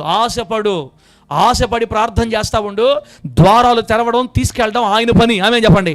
మన దగ్గర ₹1 ఉంటే మన అమెరికా పోవడం పెద్ద విషయం కాదు. మనం గొర్రెలు మేపుకునే వాళ్ళం అయి ఉండి మన అమెరికా పోతే గొప్ప. ఆమె చెప్పండి గట్టిగా. అంటే గొర్రెలు మేపుకుంటున్నారు సార్, దావీదు మేపెళ్ళే. మన దగ్గర ఏమీ లేనప్పుడు, జీరోగా ఉన్నప్పుడు అక్కడ నుండి లేవనెత్తపడ్డాం కదా దేవునికి మహిమ రావాలంటే. కాబట్టి నీ పిల్లలు, నా పిల్లలు, ఇదిగో ఈ గ్రామంలో అనేక మంది పిల్లలు వేరే దేశాలకు వెళ్ళి ఉద్యోగాలు చేయుదురుగాక. దేవుడు దీవిస్తాడు యేసు నామములో. కువైట్ పోయి జాబ్ చేయాలండి, అమెరికా పోయి జాబ్ చేయాలండి, ఆస్ట్రేలియా పోవాలండి, జపాన్ పోవాలండి అనుకుంటున్నారా నా ప్రియులారా? యేసు వైపు చూస్తే పేదరికంలో ఉన్న వాళ్ళని ఆశీర్వదించడానికి భూమి మీదకి వచ్చిన ఈ దేవుడు నీ ఆశలు నెరవేర్చి దేశాల్లో వెళ్ళి నువ్వు జాబు చేసి సంపాదించుకొని క్షేమంగా బతికేటట్లుగా ఈ దేవుడు నీకు సహాయం చేస్తాడు యేసు నామములో. మీరు బహుగా ఫలించటం వలన నా తండ్రి మహింపరచబడతాడు. మీరు ఫలించలేదనుకో నా తండ్రికి మహిమ ఉండదు. మీరు ఆస్వాదించబడలేదనుకో దేవునికి మహిమ ఉండదు, దేవుడికి అవమానం కలుగుతుంది. మీరు పేదరికంలోనే ఉండిపోయారనుకో నా తండ్రికి అవమానం కలుగుతుంది. మీరు పేదరికంలోనే నలిగిపోయారనుకో నా తండ్రి అవమానించబడతాడు. బిడ్డ, మీరు బహుగా ఫలించాలి, అప్పుడు నా తండ్రికి మహిమ కలుగుతుంది మీ వల్ల. అంత మాత్రమే కాదు, మీరు ఎప్పుడైతే నిజంగా ఫలిస్తారో అప్పుడే మీరు నాకు నిజమైన శిష్యులుగా మారతారు. ఆమె చెప్పండి గట్టిగా. అబ్బా డైరెక్టర్ గారు, మనం ఫలించలేదంటే దేవునికి కూడా నిజమైన శిష్యులుగా బతకలేం మనం అసలు. యేసు ప్రభుని నమ్ముకోండి సిస్టర్, దేవుడు మనకు పరలోకం ఇస్తాడు. ఇచ్చి జాలు లేపు అంటారు మనల్ని. ఇంకా అంటే యేసయ్య శిష్యులుగా ఉండడానికి కూడా అర్హత ఉండదు మనకి. ఇంకా మనం వాక్యం చెబితే ఒక్కరెందరూ నువ్వు పోవమ్మా, నీకంటే మేమే బాగున్నామా అంటారు. ఈరోజు మన మన మన సాక్ష్యానికి ఎందుకు బలం లేదంటే అభివృద్ధి మనలో కనబట్టలేదు. బిడ్డ, దేవుడు అన్ని కోణాల్లో మనల్ని దీవించడమ్మా. నమ్మి అడుగులు వేద్దాం. ఈరోజు నుంచి చేస్తున్నామల్లో నేను చనిపోయే లోపల భూమి మీద బహుగా ఫలించాలి. బైబిల్ చెప్పింది, మొదట్లో నీ స్థితి కొద్దిగా ఉన్నా తుదకు నీవు మహా అభివృద్ధి పొందుతావు. చెప్పినప్పుడు నమ్మాలా పడలేదా? వద్దులే సార్, మాకేం వద్దు, సైకిల్ చాలా. నామలు నోరు అదుపులో పెట్టుకో. ఇక నుంచి జనపలన ఇంకా నోరు అదుపులో పెట్టుకోవడమే, విశ్వసించి పొందుకోవడమే యేసు నామములో. అంతే. మన ఆశీర్వాదం మనకి దేవుడు సమృద్ధిగా అందుబాటులో పెట్టున్నాడు. నా ప్రభు అయిన యేసయ్య మనకే కాదు, దూరం నుంచి మాటలు విని ప్రభు మీద ఆధారపడి యేసయ్య దగ్గరకు వచ్చి పేదరికం పోగొట్టుకోవాలని కోరుకున్న ప్రతి బిడ్డకి దేవుడు సహాయం చేసి వాళ్ళ దరిద్రతలోంచి లేవనెత్తి కుటుంబాలను ఆశీర్వాదకరంగా మార్చును గాక. ఈ కాలనీలో ఉన్న పేదరికం యేసు నామములో తొలగిపోవును గాక. ఇక చదువే బిడ్డలు దేశాల్లో ఉద్యోగాలు చేసి ఆశీర్వదించబడును గాక. ఈ గ్రామం యేసు నామములో లేవనెత్తబడును గాక, ఆశీర్వదించబడును గాక. ఆస్వాదించడా? ఖచ్చితంగా ఆస్వాదిస్తాడు. బిడ్డలారా, అయిపోయిందా? ఇప్పుడు అదే 15వ అధ్యాయం 6వ వచనం చూడండి, మరి 16వ వచనం చూడండి. అదే అధ్యాయం 16వ వచనం చూడండి. అక్కడేమంటే, నా పేరట తండ్రిని మీరు ఏమి అడుగుదురో అది ఆయన మీకు అనుగ్రహించినట్లు మీరు వెళ్ళి ఫలించండి, మీ ఫలము నిలిచి ఉండాలి అని రాయబడింది. బిడ్డలారా, అసలు మనం ఫలించాలంటే మనం ఏది అడిగితే అది మనకు దేవుడు ఇవ్వాలంట. ఫస్ట్ మనం అడిగింది దేవుడు ఇస్తే మనం ఫలిస్తాం. ఇదిగో మీకు ఏది ఇష్టమో అడగండి, మీరు నా పేరట తండ్రిని ఏమి అడుగుదురో అది ఆయన మీకు అనుగ్రహించినట్లుగా మీరు వెళ్ళి మొదట ఫలించండి. బిడ్డలారా, అంటే దాని అర్థం ఏంటంటే మీరు ఫలించాలని కోరుకోండి, మీరు ఏం కావాలో మీ తండ్రిని అడగండి నా పేరట, నా తండ్రి మీరు అడిగినవన్నీ మీకు అనుగ్రహిస్తాడు. దాని ద్వారా మీరు ఫలిస్తారు, దీవించబడతారు. అప్పుడు మీ ద్వారా నా తండ్రి మహింపరచబడతాడు.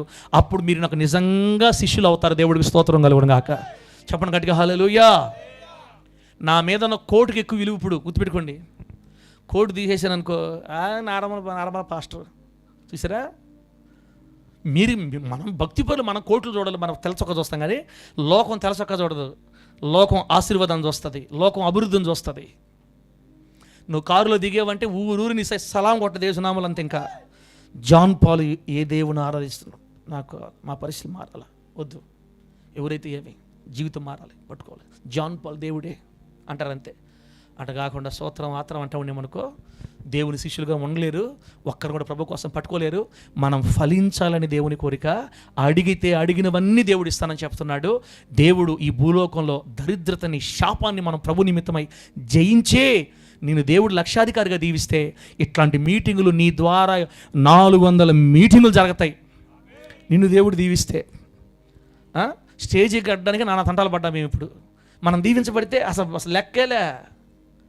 ఇట్లాంటి మీటింగులు 400 మీటింగులు చేయాలి. నువ్వు అక్కడవే నువ్వు దీవించబడితే మనకు ఆశీర్వాదం ఉంటే కదా దేవుని కార్యక్రమం బాగా జరుగుతాయి. ఒకవేళ దేవుడు మనకు బాగా ఇస్తే వెనక ఫ్లెక్స్ కట్టి లైట్, ఎర్ర లైట్లు, తెల్ల లైట్లు మొత్తం గందరగోళం చేసి చూడబలి ఇట ఏసునామల్లా వస్తుంది. మన దేవుడు ధనవంతుడా పేదోడా? ఆయన ధనవంతుడై ఉండి మనల్ని ధనవంతులుగా చేయడానికి దరిద్రుడిగా భూమి మీదకి వచ్చాడు. ఆయన దారిద్ర్యం వల్లనే మనం ధనవంతులు అవుతాను వాక్య సెలవిచ్చింది. మనం ఫలించడం దేవునికి ఇష్టం. ఫలించకపోతే దేవునికి మహిమ ఉండదు. ఫలించకపోతే దేవుని శిష్యులుగా ఉండలేము. ఈ రోజు నుంచి మీ గుండెల్లో దూసుకుపోవాల్సిన నగ్న సత్యం ఏంటంటే, ప్రభువా ఈ పేదరికం మీద నాకు జయమిచ్చి నన్ను లేవనెత్తితే నీకు మహిమకరంగా బ్రతకాలని నాకు ఆశ ఉంది, నీకు మహిమకరంగా జీవించాలని నాకు ఆశ ఉంది. నా చేతులతో నీ పనులు ఇంకా నేను ఎన్నో చెయ్యాలయ్యా, నన్ను లేవనెత్తని అడుగు. నిశ్చయంగా ఈ పేదరికపు జాడే నీకు కనబడకుండా నా ప్రభు నేను స్థిరపరుస్తాడు యేసునామములో. ఇంకొక మాట ముగిచ్చేస్తాను, 10 నిమిషాలు ముగిచ్చేస్తాను బిడ్డలారా. 35వ కీర్తన 27వ వచనం త్వరగా చదువుదాం. 35వ కీర్తన 27వ వచనం. ఈ మాట నాకు ఎంత నచ్చిందని చూడండి, అవాక్ అయిపోతారు మీరు. ఇప్పుడు ఎన్నో అధ్యాయము? 35వ కీర్తన 27వ వచనం. ఆడేముందంటే, నేను చదివిన మాట మీరు అండర్లైన్ చేయండి. తన సేవకుని క్షేమమును చూచి ఆనందించు యెహోవా. అబ్బా, తన సేవకుని క్షేమమును చూచి ఆనందించు యెహోవా. రాహేలక్క, మనం ఆరాధించే మన దేవుడు కుమారమ్మ, మనం ఆరాధించే మన దేవుడు ఎవరంటే తన సేవకుల క్షేమాన్ని చూచి ఆనందించే దేవుడు అంట. ఆమె చెప్పండి గట్టిగా. అంటే నువ్వు క్షేమంగా ఉంటే నిన్ను చూసి దేవుడు ఆనందిస్తాడు. నువ్వు దీవించబడితే నిన్ను చూసి దేవుడు ఆనందిస్తాడు. కుళ్ళుకుంటాడా? ఆనందిస్తాడా? అబ్బో 3 రోజులు 3 చొక్కలు వేసుకొచ్చాడు, 6న అబ్బా బాగా సంపాదించుకుంటున్నాడు ఈ మధ్య అనేవాడు కాదు మన దేవుడు. తన సేవకులు క్షేమంగా ఉంటే, తన బిడ్డలు దీవించబడితే అది చూసి ఆనందించాలని కోరుకుంటున్న దేవుడు మన దేవుడు. ఈ లోకం నిన్ను చూసి ఎంత కుళ్ళుకున్నా దేవుడు నీ పక్షమందుంటే చాలు యేసునామములో. ఆయన తన బిడ్డల క్షేమాన్ని చూచి ఆనందించాలని కోరుకునే దేవుడు. ఆమె చెప్పు గట్టిగా. ఒకవేళ తన ప్రజలు గనక క్షేమంగా ఉండకుండా కన్నీళ్లతో, ఏడుపుతో, రోగాలతో, పేదరికంలో ఉన్నారనుకో, ఇప్పుడు వాళ్ళని చూసి దేవుడు సంతోషపడతాడా? ఏడస్తాడా? తన సేవకుల క్షేమాన్ని చూసి ఆనందించే దేవుడు, అలాగే తన సేవకుల దుస్థితిని చూసి బాధపడే దేవుడు. ఇప్పుడు నీ దేవుడు నువ్వు బాధ పెడతావా, సంతోష పెడతావా? సంతోష పెట్టాలి. మనం మన దేవుడిని సంతోష పెట్టాలి పెట్టలేరా? ఇన్ని వాగ్దానాలు ఉన్న చూడండి మన కోసం. మన దేవుడు తన సేవకుల క్షేమాన్ని చూసి ఆనందించేవాడు. తండ్రి, నేను అమెరికాలో జాబ్ చేస్తే నన్ను చూసి నువ్వు సంతోషిస్తావు కదా. What a wonderful God you are. ఎంత అద్భుతమైన దేవుడు అయ్యా. నేను జర్మనీలో జాబ్ చేస్తే నన్ను చూసి, నా అభివృద్ధిని చూసి నువ్వు ఆనందించే దేవుడు అని నాకు తెలిసినప్పుడు ఎంత ఆనందం వేసింది. Wow, you are wonderful God, అద్భుతమైన దేవుడివి. ఒక బిడ్డ మంచి పట్టు చీర కట్టుకొని మందిరంకి వస్తే కుళ్ళుకునే దేవుడా, సంతోషించే దేవుడా? మర్యాదగా అందరం మాసిపోయిన చీర కట్టుకోరండి నా చర్చికి వచ్చేటప్పుడు. మీరు కానీ ఈ విధంగా మంచి చీర కట్టుకొచ్చారంటే పీకలొతత అంటాడా మన దేవుడు? ఏమన్నా తన సేవకుల క్షేమమును చూచి ఆనందించే దేవుడు. ఎందుకు మనం అలిగిపోయిన చీరలు కట్టుకోవాలి? ఎందుకు దరిద్రంగా బతకాలి? బతికేదే 50 సంవత్సరాలు, బతికే కాడికి మంచిగా బతికే పోలా? ఆమె అని చెప్పండి గట్టిగా. ఉండేది ఒక్కటే జిందగీ, ఉన్నది ఒక్కటే జిందగీ. జేడి ఎఫ్రా ఉన్నది ఒక్కటే జిందగీ లేక సినిపోయిన చీరలు కట్టుకొని అక్కడికి సాలే మాకు ఇంతేలే అనకూడదు. నువ్వు ఆశపడితే నిన్ను నా దేవుడు ఉన్నతంగా లేపతాడు యేసునామంలో. నువ్వు మంచి బట్టలు కట్టుకుంటే చూసి ఆనందపడే దేవుని కలుగున్నావమ్మా. నువ్వు మంచి ఇంట్లో నివసిస్తుంటే ఆ ఇల్లు చూసి ఆనందించే దేవుని కలుగున్నావు. నువ్వు ఈ పక్క కిటికీ తలుపులు లేవు, ఆ పక్క కిటికీ తలుపులు లేవు, అసలు తలుపే లేదు. కుక్కలు ఎప్పుడు పడితే అప్పుడు రావచ్చు, ఎప్పుడు పడితే అప్పుడు పోవచ్చు. అట్ట ఇంట్లో ఉంటే దేవుడు సంతోషపడతాడా? మంచి ఇంట్లో ఉన్నాడు నా బిడ్డ. కుక్కలు ఒకటిసారి వస్తున్నాయి, కాకులు వస్తున్నాయి, తొండలు వస్తున్నాయి, అన్నీ ఇంట్లో అందరు కలిసి కాపురం చేస్తున్నారు. ఎంత మంచిది! ఇలాగే ఉండాలి. మర్యాదగా డోరు పెట్టుకున్నాం అనుక ఇంటికి. కానీ నన్ను నమ్ముకున్న వాళ్ళు ఎవరు మంచి ఇళ్లలో ఉండకూడదు, మొత్తం దరిద్ర పిల్లల్లో ఉండాలా. మీరు అట్టే ఉండాలా, నేను ఎట్టే ఉండాలా అంటాడా? మనం శాపగ్రస్తమైన పరిస్థితిలో ఉంటే, ఇల్లు కూడా లేకుండా మన బాడీలలో బాధలు పడుతుంటే తండ్రి ఎంత బాధపడతాలో తెలుసా? బిడ్డా నేను ఉన్నాను రా, నీకు నన్ను నమ్ము, నేను నేను లేవనెత్తా మా, నీకు మంచి ఇల్లు ఇస్తానమ్మా, నీకు మంచి స్థితిని ఇస్తానమ్మా, మంచి బట్టలను ఇస్తానమ్మా, 4 బంగారు వస్తువులు ఇస్తానమ్మా. ఎందుకు దరిద్రంగా ఉండాలి నువ్వు అందరి మధ్యలో? నువ్వు విలువగా ఉండు, నా కూతురువి. నువ్వు ఫలిస్తే నాకు దీవెన, నాకు మహిమ, నా తండ్రి మహిమపరచబడతాడు నీ ద్వారా. నువ్వు క్షేమంగా ఉంటే చూడాలని ఉంది బిడ్డ అని దేవుడమ్మా. నీ దేవుడు ఏ దేవుడు? మన దేవుడు ఏ దేవుడు? నువ్వు క్షేమంగా ఉంటే చూడాలని కోరుకునే దేవుడు. నేను క్షేమంగా ఉంటే చూడాలని కోరుకునే దేవుడు. ఈ గ్రామస్తులందరూ క్షేమంగా ఉంటే చూడాలని కోరుకునే దేవుడు. ఏడస్తా ఉంటే చూడాలని అనుకునేవాడు కాదు. ఈ గ్రామస్తులందరూ ఆనందంగా ఉంటే చూడాలని కోరుకునే దేవుడు. మంచి ఇళ్ళు కలిగి ఆశీర్వదించబడితే చూడాలని కోరుకునే దేవుడు. మంచి కార్లు కొని బైకులు కొని ఆశీర్వాదకరంగా ఉంటే చూడాలని కోరుకునే దేవుడు. మర్యాదగా మీ బైకులన్నీ అన్నీ అమ్మేసి సైకిల్ కొనుక్కొని అంటాడా మన దేవుడు? ఏమన్నా ఎంత ప్రేమగల దేవుడు కలుగున్నామండి. నా ప్రియమైన దేవుని పిల్లలారా, మిమ్మల్ని దేవుడు ఆశీర్వదిస్తున్నాడు. తన సేవకుల క్షేమమును చూచి ఆనందించు దేవుణ్ణి కలుగున్నాం మనం యేసునామములో. నువ్వు ఫలించకపోతే ఆయన బాధపడతాడు, గుర్తుపెట్టుకో. పోతా ఆయన బాధ పెట్టి పోకూడదు. నా సమాధి పెట్టి కూడా ఇశ్రాయేల్ పాస్టర్ని అమ్మను అని చెప్పి చచ్చిపోకూడదు. మనము బతుకుండగానే ఇశ్రాయేల్ పాస్టర్కి 20,000 ఇచ్చి చచ్చిపోవాలా? ఆమె చెప్పు గట్టిగా. ఎంత ఇవ్వాలా? చిన్న పాస్టర్ కదా నీ పాస్టర్, ఇదే ఆయన చెప్తున్నాడా? 20,000 ఇచ్చి అంటే నాకు డబ్బులు తీసుకొని నాకు సమాధి పెట్టి తెచ్చావు, నువ్వెంత మాత్రం పాస్టర్వే? అదే సైతానికి ఆ బేటా మైండ్ అంటే. మనం సమృద్ధిగా ఉండాలి కదా ప్రభు కోరుకునేది. మనం దీవెనకరం ఉండాలి ప్రభుకు. సార్ నా సమాధిని కట్టియాలి, నువ్వు మళ్ళా మట్టేసి వెళ్ళిపోబాకు, సమాధిని కట్టి నా ఫోటో పెట్టు, నా పేరు రాయి, అది కదా ఆశీర్వాదమా? మళ్ళీ మన సమాధి ఇంకొకటి పెట్టా. అసలు ఎవరి సమాధి ఏందో తెలియకుండా అయిపోయింది చాలా సమాధులు. ఇప్పుడు ఒకే సమాధిలో 30 సమాధులు, 30 మంది మనుషులు పెట్టారు. నేను ఎందుకంటున్నానంటే బిడ్డలారా, ఆశ ఉంటే దేవుడు దీవిస్తాడు మన. నామేం చెప్పండి గట్టిగా చెప్పండి హల్లెలూయా. నా కోరిక ఏంటంటే మా ఇల్లు ఒకటే వరుసలో సమాధులు ఉండాలి. మా అరకర కొనేసి హోలీ జడ్జెస్ సేవకుల సమాధులు కాదులే, నన్ను ఏమంటారంటే బరియల్ గ్రౌండ్ అని పెట్టి పాస్టర్మ, నేను, పిల్లలు, మనవాళ్ళు ఒకే వరుస యాడున్నారు రావాల్సిందే. ఐగుప్తులో యాకోబుగా చనిపోయినప్పుడు యోసేపుతో ఏం చెప్తారు తెలుసా? యోసేపు నన్ను ఎక్కడ సమాధి చేస్తావంటే, మా తాత, మా నాన్న, నా భార్య, మా అమ్మ అందరైతే ఎక్కడ సమాధి చేశారో అక్కడ మక్పేలా గుహలో నన్ను సమాధి చేయాలా, నా పితరులతో నన్ను సమాధి చేయాలి, కనాను దేశం నా సమాధి చేయి, ఐగుప్తు నన్ను సమాధి పెట్టద్దు. కోరుకోవడానికి ఏం తలే, కోరుకోవడానికి ఏమి చెప్పండి?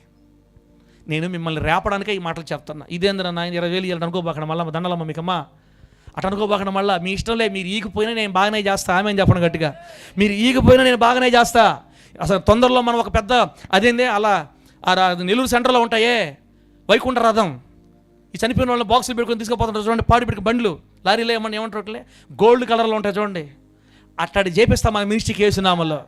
ఈ ఊర్లో పెట్టి పోతా ఉంటే పాట పెట్టి పరదేశులం బంగారు బండిలో పోవాలి యేసునామములో. అంతే. మీరు ఈగిపోయినా చేస్తా, మీరు ఇచ్చినా చేస్తా. కాకపోతే నేనేమంటానంటే మనం విలువగా చచ్చినా విలువ చచ్చిపోవాలా? సింహం చచ్చినా విలువే, బతికిన విలువే యేసునామములో ఆమేన్ చెప్పండి గట్టిగా. అది మన మన మన ధైర్యం.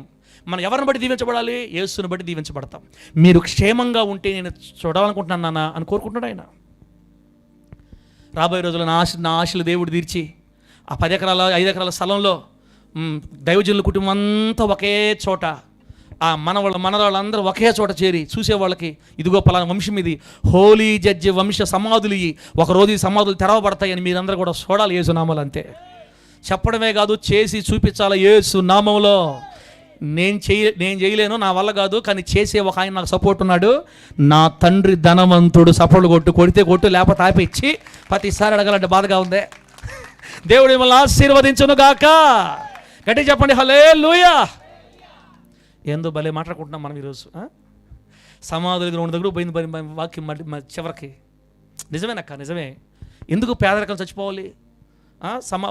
తల్లిని ఒక దగ్గర, తండ్రిని ఒక దగ్గర, మళ్ళీ ఆ సమాధి తవ్వేస్తూ ఉంటారు పేదరికాన్ని బట్టి.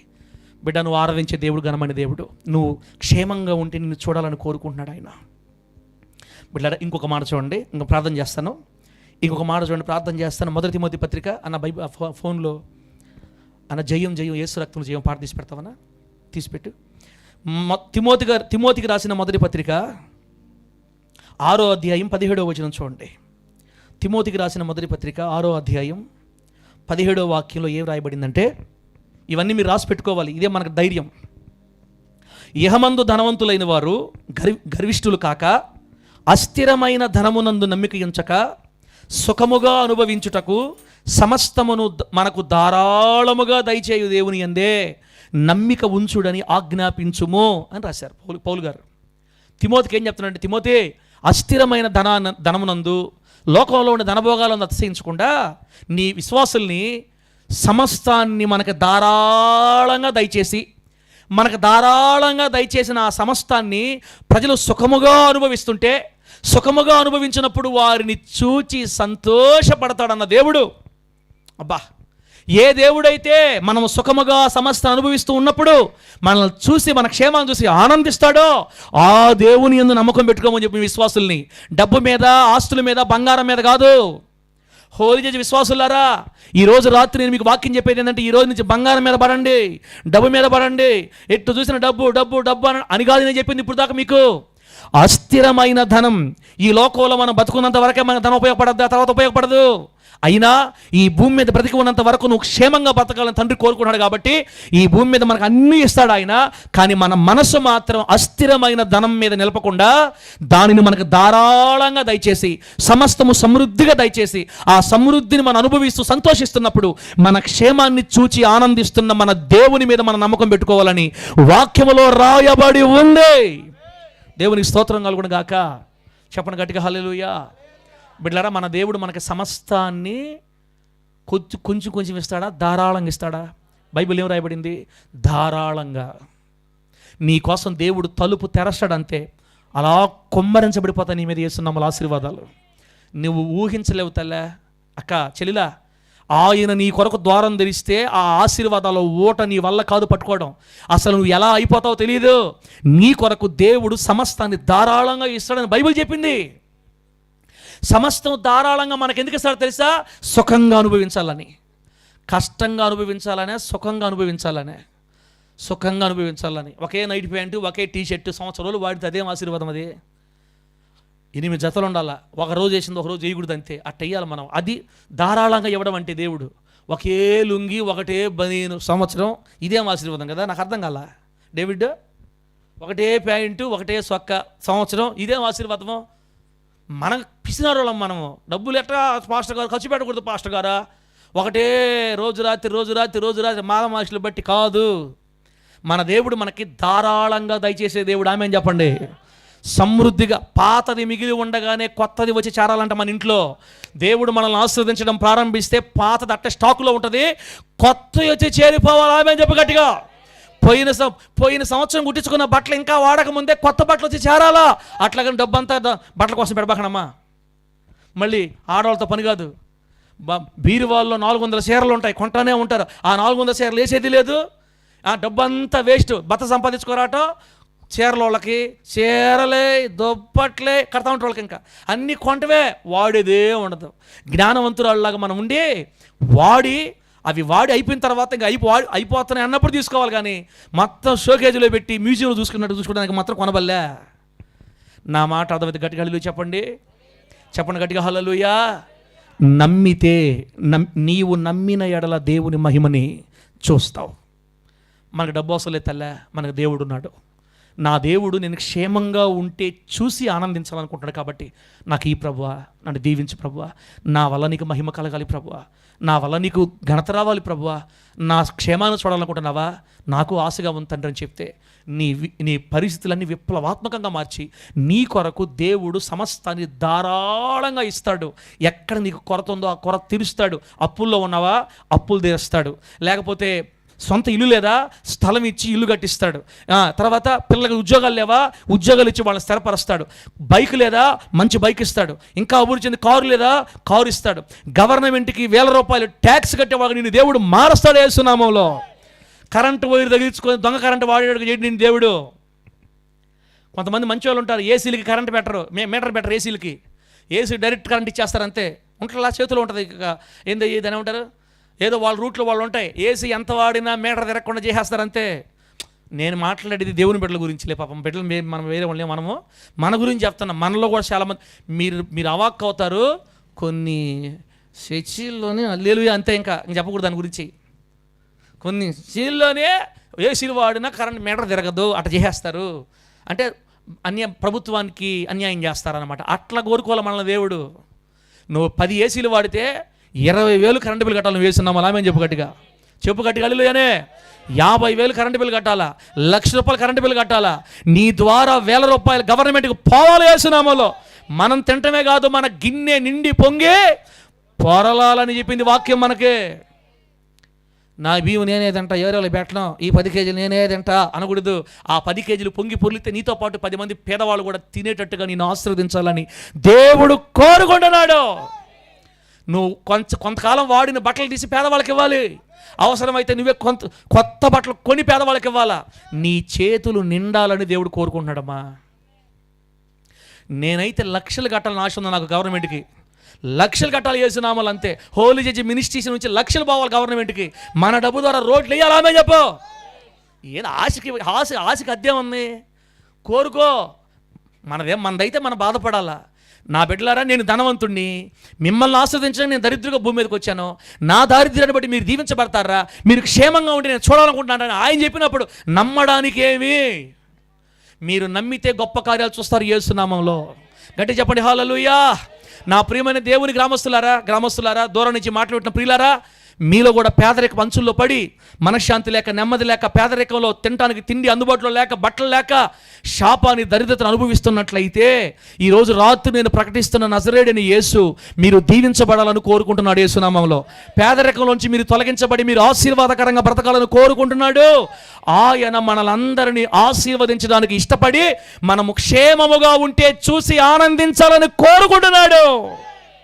అప్పుల వాళ్ళు నీ ఇంటి ముందుకు రాకుండా నీవే 10 మందికి పెట్టేటట్టుగా నిన్ను చేయాలని ఆశపడుతున్న దేవుడిని ప్రకటిస్తున్నాను నేను.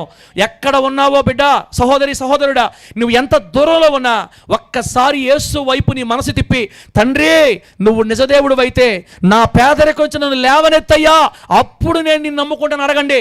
ఇప్పుడు మీరేం ప్రభు దగ్గర రావలేదు, మీరు ఏ పరిస్థితిలో ఉన్నారో అక్కడే అడుగు. అయ్యా నువ్వు నిజమైన దేవుడు అయితే నాకు సహాయం చేసి నా అప్పుల్లో నుంచి విడిపిస్తావా, నాకు సొంత ఇల్లు కావాలి నాకు ఇస్తావా, నా పేదరికాన్ని తొలగిస్తావా, నాకు సహాయం చేస్తే నేను నీ కోసం నిలబడతాను నాయన, నేను నిన్ను నమ్ముకుంటానని ఎక్కడ ఉన్నావో అక్కడే అడిగితే నీ చరిత్ర మారిపోద్ది యేసు నామములో. కొద్ది రోజుల్లో ఆయనే నీ జీవితాన్ని విప్లవాత్మకంగా ఆశీర్వదించి నిలబెడతాడు. నేను ప్రకటిస్తున్నది సాదాసీదా మనిషిని కాదు, సర్వలోకాన్ని నోటి మాటతో సృష్టించిన సృష్టికర్తను ప్రకటిస్తున్నాను. ఆయనే ఈ విశ్వానికి రారాజు, ఆయనే న్యాయాధిపతి అయిన యేసు.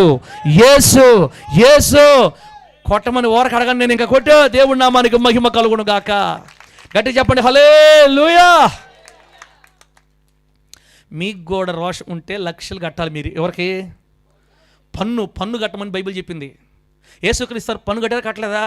నువ్వు పోవాయా మమ్మల్ని పడుచుకోవడం, నువ్వా ఇల్లు లేకుండా బట్టలు లేకుండా నేను ఆయన తలవాల్సిన స్థలమే లేకుండా నేను అల్లాడుతుంటే నా దగ్గరకు వచ్చి పన్ను ఆడుతున్నా మెంటలోడివే పో అనలా ఏసయ్యా. పేతురు గాలం తీసుకొని సముద్రానికి పో, గాలం వేయి, ఫస్ట్ చేప పడద్ది. ఆ చేప నోరు తెరువు, చేప నోట్లో షెకెల్ ఉంటుంది, డబ్బులు ఉంటాయి, తీ చేప నోట్లో నుంచి. నీకు అరశెకలు నాకు అరశెకలు పన్ను కొట్టని చెప్పాడు ఏసయ్యా. పన్ను ఎగ్గొట్ల, పన్ను కట్టమని మాకు నేర్పించింది. కరెంటు బిల్లు కరెక్ట్ కట్టమని మనకి ఏసై నేర్పించాడు. గవర్నమెంట్కి ఏది ఎగ్గొట్టమని చెప్పాలా.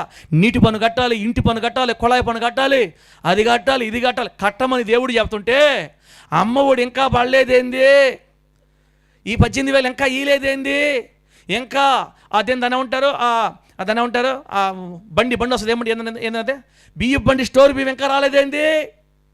బిడ్డరా, నేను మిమ్మల్ని ఇబ్బంది పెట్టట్లేదు, ఎగతాళి చేయట్లేదు, అవమానించట్లేదు. కానీ యేసయ్య మనల్ని ఎలా ఆశీర్వదించాలని కోరుకుంటున్నాడంటే ప్రభుత్వం ఇచ్చే బియ్యం మీద బతకాలని కాదు, నీవు 10 మంది పేదవాళ్ళకి అన్నం పెట్టాలని నిన్ను ఆశీర్వదించే దేవుడు కోరుకుంటున్నాడు. నీ చేతులు సమృద్ధితో నింపబడునుగాక. గవర్నమెంట్ ఇచ్చే డబ్బు కాదు మనకి, మనం ఇవ్వాలి గవర్నమెంట్కి. అంతగా నిన్ను దేవుడు దీవించాలని ఆశపడుతుంటే కోరుకో, యేసునామములో నీ స్టార్ తిరిగిపోద్ది. అంతే యేసునామం. ప్రభు నిన్ను ఆశీర్వదించునుగాక. హల్లెలూయా. ఇంత గట్టిగా చెప్పిన తర్వాత మన క్రైస్తవులు సంచులు పట్టుకొని పోతే మహిమ వస్తుందా, బాధ వస్తుందా, మీరే అర్థం చేసుకోండి. ఇంక దేవుడికి యేసయ్యా, మా పాస్టర్ గారు చెప్పే ప్రతి మాట మా జీవితం నెరవేరాలా. ఈ సంచులు పట్టుకొని బండ్ల చుట్టూ తిరిగే జీవితం మాకొద్దు. నేను సంపాదించిన డబ్బుతో నేను కట్ట బియ్యం కొని తినాలి యేసునామములో. అంతే. నాకు వద్దు, నాకు ఆ పేదరికం వద్దు. వాళ్ళ 10,000 కోసం, ఈ అమ్మ ఒడి కోసం, ఈ తాత ఒడి కోసం, ఈ బాబాయ్ ఒడి కోసం. నాకు బాబాయ్ ఒళ్ళొద్దు, తాత ఒళ్ళొద్దు. నాకు ఒకే ఒడి కావాలి, పరలోకపు తండ్రి ఒడి కావాలి యేసునామములో. నా 2 పిల్లల్ని 15 సంవత్సరాల నుంచి యేసయ్యే చదివిస్తున్నాడు. ఏ ఒడి నా పిల్లల్ని చదివించలేదు. నేను నా యేసయ్యే నా బిడ్డలను చదివిస్తున్నాడు. నాకు కూడా భోజనం ఆయనే పెడుతున్నాడు, కరెంటు బిల్లులు ఆయనే కడుతున్నాడు, మొత్తం ఆయనే చేస్తున్నాడు. రేపు మాపు ఇల్లు కూడా ఇస్తాడు, మందిరం కూడా ఇస్తాడు. అది మీరు చూస్తారు యేసునామంలో. ఎల్లాపాలెం వాళ్ళు కూడా చూస్తారు యేసునామంలో. ఆమె చెప్పండి గట్టిగా. ఆడ ఏంది ఆయన చిత్తం, ఇక్కడ కూడా ఒక మంచి మందిరం మనకి ఇస్తారు దేవుడు యేసునామంలో. ఆమె చెప్పండి గట్టిగా. సమస్తము ఆయనే మనకు జరిగించబోతున్నాడు యేసునామంలో.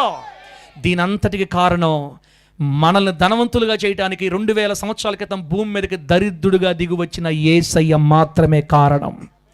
ఆయన కోసం ఒక పల్లవ పడదాం. ఇప్పుడు ఆయన కోసం ఒక పల్లవ పడదాం. అది సౌండ్ పెట్టు. హల్లెలూయా. చప్పకుండా బిడ్డ, చప్పకుండా స్తోత్ర. ఇంకో సౌండ్ పెట్టాను చాలు, చప్పట్లు.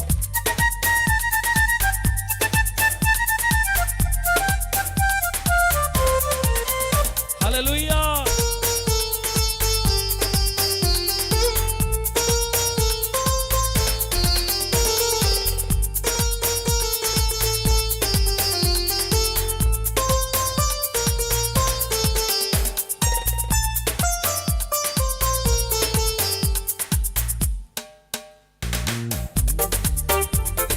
సౌండ్ పెట్టా, ఫోన్ సౌండ్ పెరగాలి. జయం జయం. ఆడొద్దు అన్న. జయం లయం లయం, సాతాను కట్లన్నీ లయం లయం. జానపాలన జయం, అది నేను కరవదు, దానికి ఏం కాదు. తగ్గించు పెట్టు. లయం లయం, సాతాను కట్లన్నీ లయం. పాడాలి గట్టిగా. యేసు నామమే మనకు దుర్గం, లేదు లేదిక వేరే ఆశ్రయం. యేసు నామమే మనకు దుర్గం, లేదు లేదిక వేరే ఆశ్రయం. జయం జయం స్తోత్ర. ఆమేన్. జయం జయం, యేసు రక్తములో జయం జయం. లయం లయం, సాతాను కట్లన్నీ లయం లయం.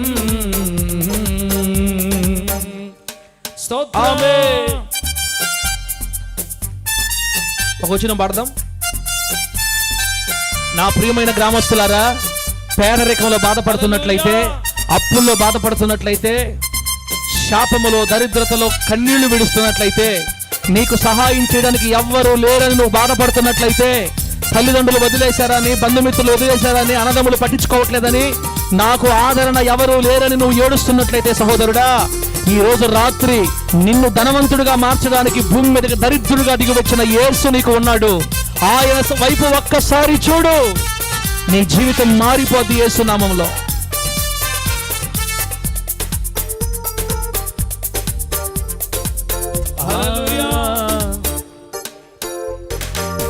పాప క్షమాపణ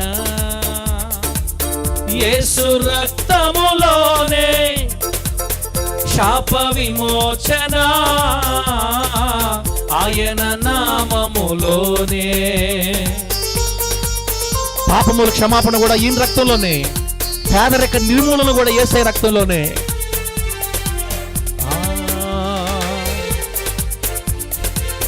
పాప క్షమాపణ యేసు రక్తములోనే, శాప విమోచన ఆయన నామములోనే.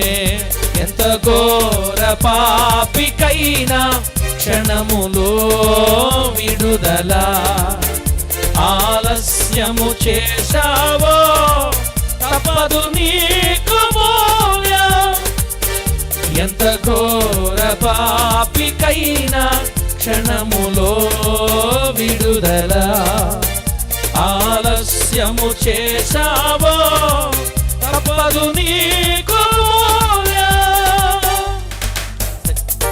జయం జయం యేసు రక్తములో జయం జయం, లయం లయం. వచ్చిన పాడండి. సాతాను కట్లన్నీ లయం లయం పాడు. జయం జయం యేసు రక్తములో జయం జయం, లయం లయం. సాతాను కట్లన్నీ లయం లయం. స్తోత్రం. ఆమేన్.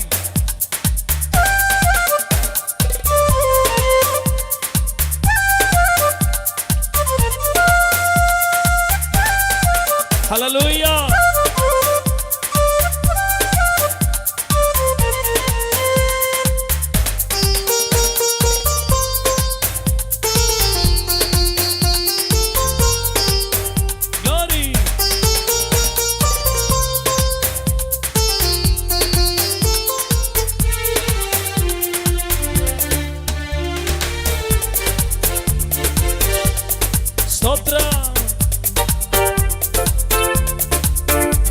దురాత్మలు వణుకును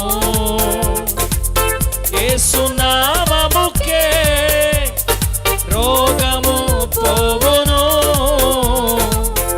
ఆయన మాటతోనే.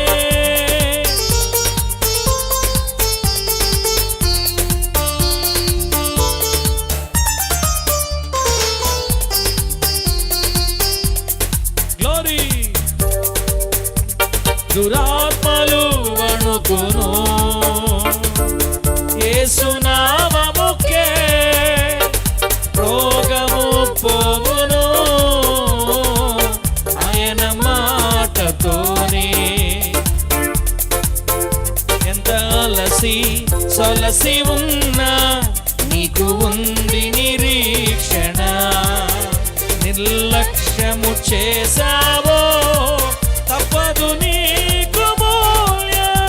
ఎంత అలసి సొలసి ఉన్నా నీకు ఉంది నిరీక్షణ, నిర్లక్ష్యము చేశావో తప్పదు నీకు మూల్యం. జయం జయం యేసు రక్తములో జయం జయం, లయం లయం. సాతాను కట్లన్నీ లయం లయం.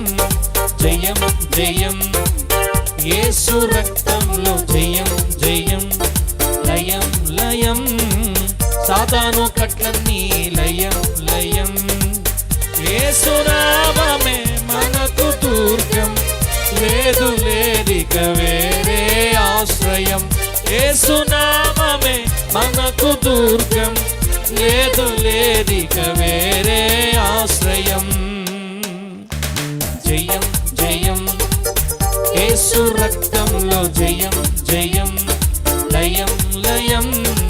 సాతాను కట్లన్నీ లయం లయం. ఆహా ఆహా తారే రారే రర రర. ఆహా ఆహా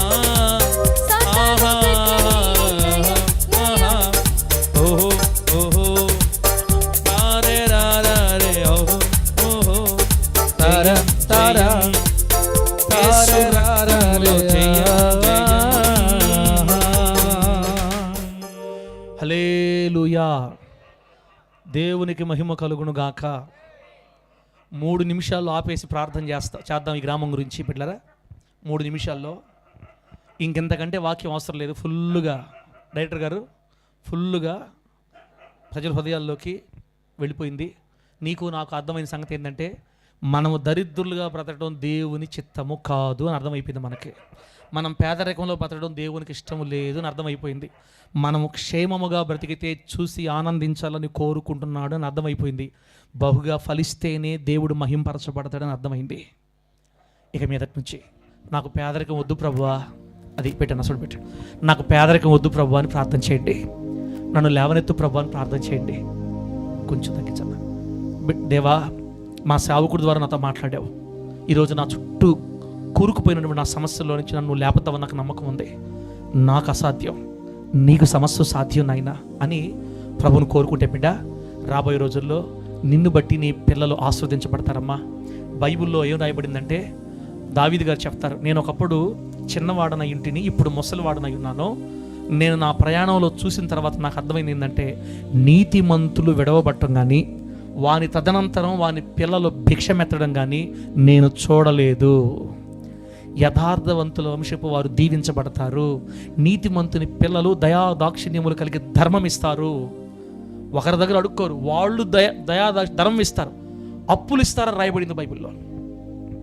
సింహపు పిల్లలు లేమి గలవై ఆకలి గుణును కానీ యెహోవాను ఆశ్రయించు వారికి ఏ మేలు కొదువుగా ఉండదు. అన్నీ ఉంటాయి మనకి బిడ్డలారా. కాబట్టి దేవుడు మనల్ని ఇంత ప్రేమించి, ఇదిగో ఈ గ్రామాన్ని కూడా ప్రేమించి ఆయన దగ్గర రమ్మని ఆహ్వానిస్తున్నాడు.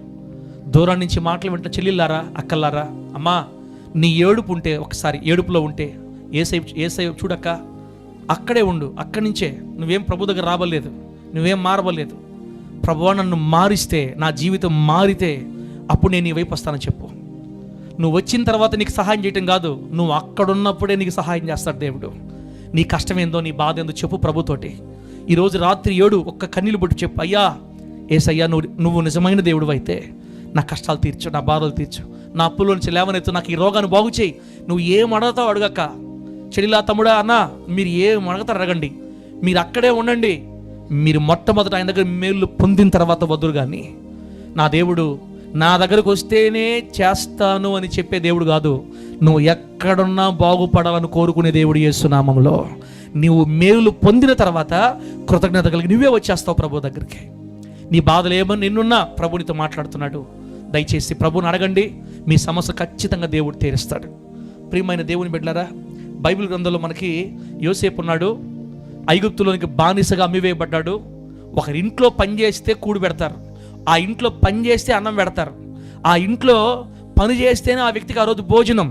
అంతటి బానిసగా మారిపోయిన యోసేపుని మనం గమనిస్తే 45వ అధ్యాయం ఆదికాండం 8వ వచనంలో చదివినప్పుడు దేవుడు యోసేపుని ఫరోకు తండ్రిగా నియమించాడంట. దేవుడికి స్తోత్రం కలుగునుగాక. ఐగుప్తు దేశాన్ని పరిపాలిస్తున్న రాజుకే యోసేపును తండ్రిగా మార్చాడు దేవుడు. ఐగుప్తు దేశం అంతటి మీద ఏలికగా నియమించాడంట. ఫరో ఇంటి వారందరికీ ప్రభువుగా చేశాడని రాయబడింది. ఫరోకు తండ్రి, ఫరో ఇంటి వారందరికీ ప్రభువు, ఐగుప్తు దేశం అంతటి మీద ఆధిపతి. ఒక బానిసని ఇంతగా హెచ్చించిన నా దేవుడు, బిడ్డ ఏడుస్తూ ఉన్నావు ఈరోజు, నువ్వు బాధపడుతున్నావు అక్క, నిన్ను ఎందుకు మర్చిపోతాడు ఆయన? నేను యేసయ్యని నమ్ముకోలేదు కదయ్యా, నేను యేసయ్య దగ్గర రాలేదు కదా, నాకు సహాయం చేస్తాడా? అక్క, నువ్వు యేసయ్య బిడ్డవే, నువ్వు దేవుని కుమార్తెవే. ఆయన మనందరి దేవుడు, సర్వ సృష్టి నిర్మించిన సృష్టికర్త. నువ్వు ఆయన దగ్గర రాకపోయినా ఆయన నిన్ను ప్రేమిస్తున్నాడు, ఆయన నిన్ను చూస్తున్నాడు. నీ బాధలన్నీ యేసయ్యకి తెలుసమ్మా. అన్నా, తమ్ముడు, చెల్లిలా, నీ బాధలన్నీ యేసయ్యకి తెలుసు. నువ్వు ఆయన దగ్గర రావాల్సిన అవసరం లేదు. నాకు సహాయం చేయి తండ్రిని అడిగి రాత్రి నీకు ఖచ్చితంగా సహాయం చేస్తాడు. అదిగో ఆ బానిస పిల్లవాడిని ఆ దేశానికి అధిపతిగా చేసినట్లుగా, యోసేపుని ఫరోకు తండ్రిగా, ఫరో ఇంటి వారందరికీ ప్రభువుగా, ఐగుప్తు దేశానికి ఏలికగా చేసినట్లు నీ జీవితాన్ని ఆశీర్వాదకరంగా మార్చే దేవుడు ఈరోజు నీతో మాట్లాడుతున్నాడు బిడ్డ. మోషేని కూడా అంతే. ఏ రాజు అయితే చంపాలనుకున్నాడో ఐగుప్తు రాజు ఫరో, ఆ ఇంట్లోకే తీసుకెళ్ళిపోయాడు దేవుడు మోషేని. ఫరో కుమారుడుగా 40 సంవత్సరాలు చంపాలనుకున్న వ్యక్తి ఇంట్లోనే దేవుడు దీవించడం మోషేని. దేవునికి స్తోత్రం కలుగునుగాక. ఎందరో పిల్లలు నైల్ నదిలో పడేసి చనిపోయారు పిల్లలంతా. కానీ మోషేని దేవుడు ప్రేమించి తన శత్రువు ఇంట్లోకి తీసుకొని వెళ్ళి 40 సంవత్సరాలు సుఖ సౌష్ఠము కలిగి సమృద్ధి కలిగి ఐగుప్తు సకల విద్యలలో ప్రవీణుడుగా బతకడానికి దేవుడు సహాయం చేశాడు.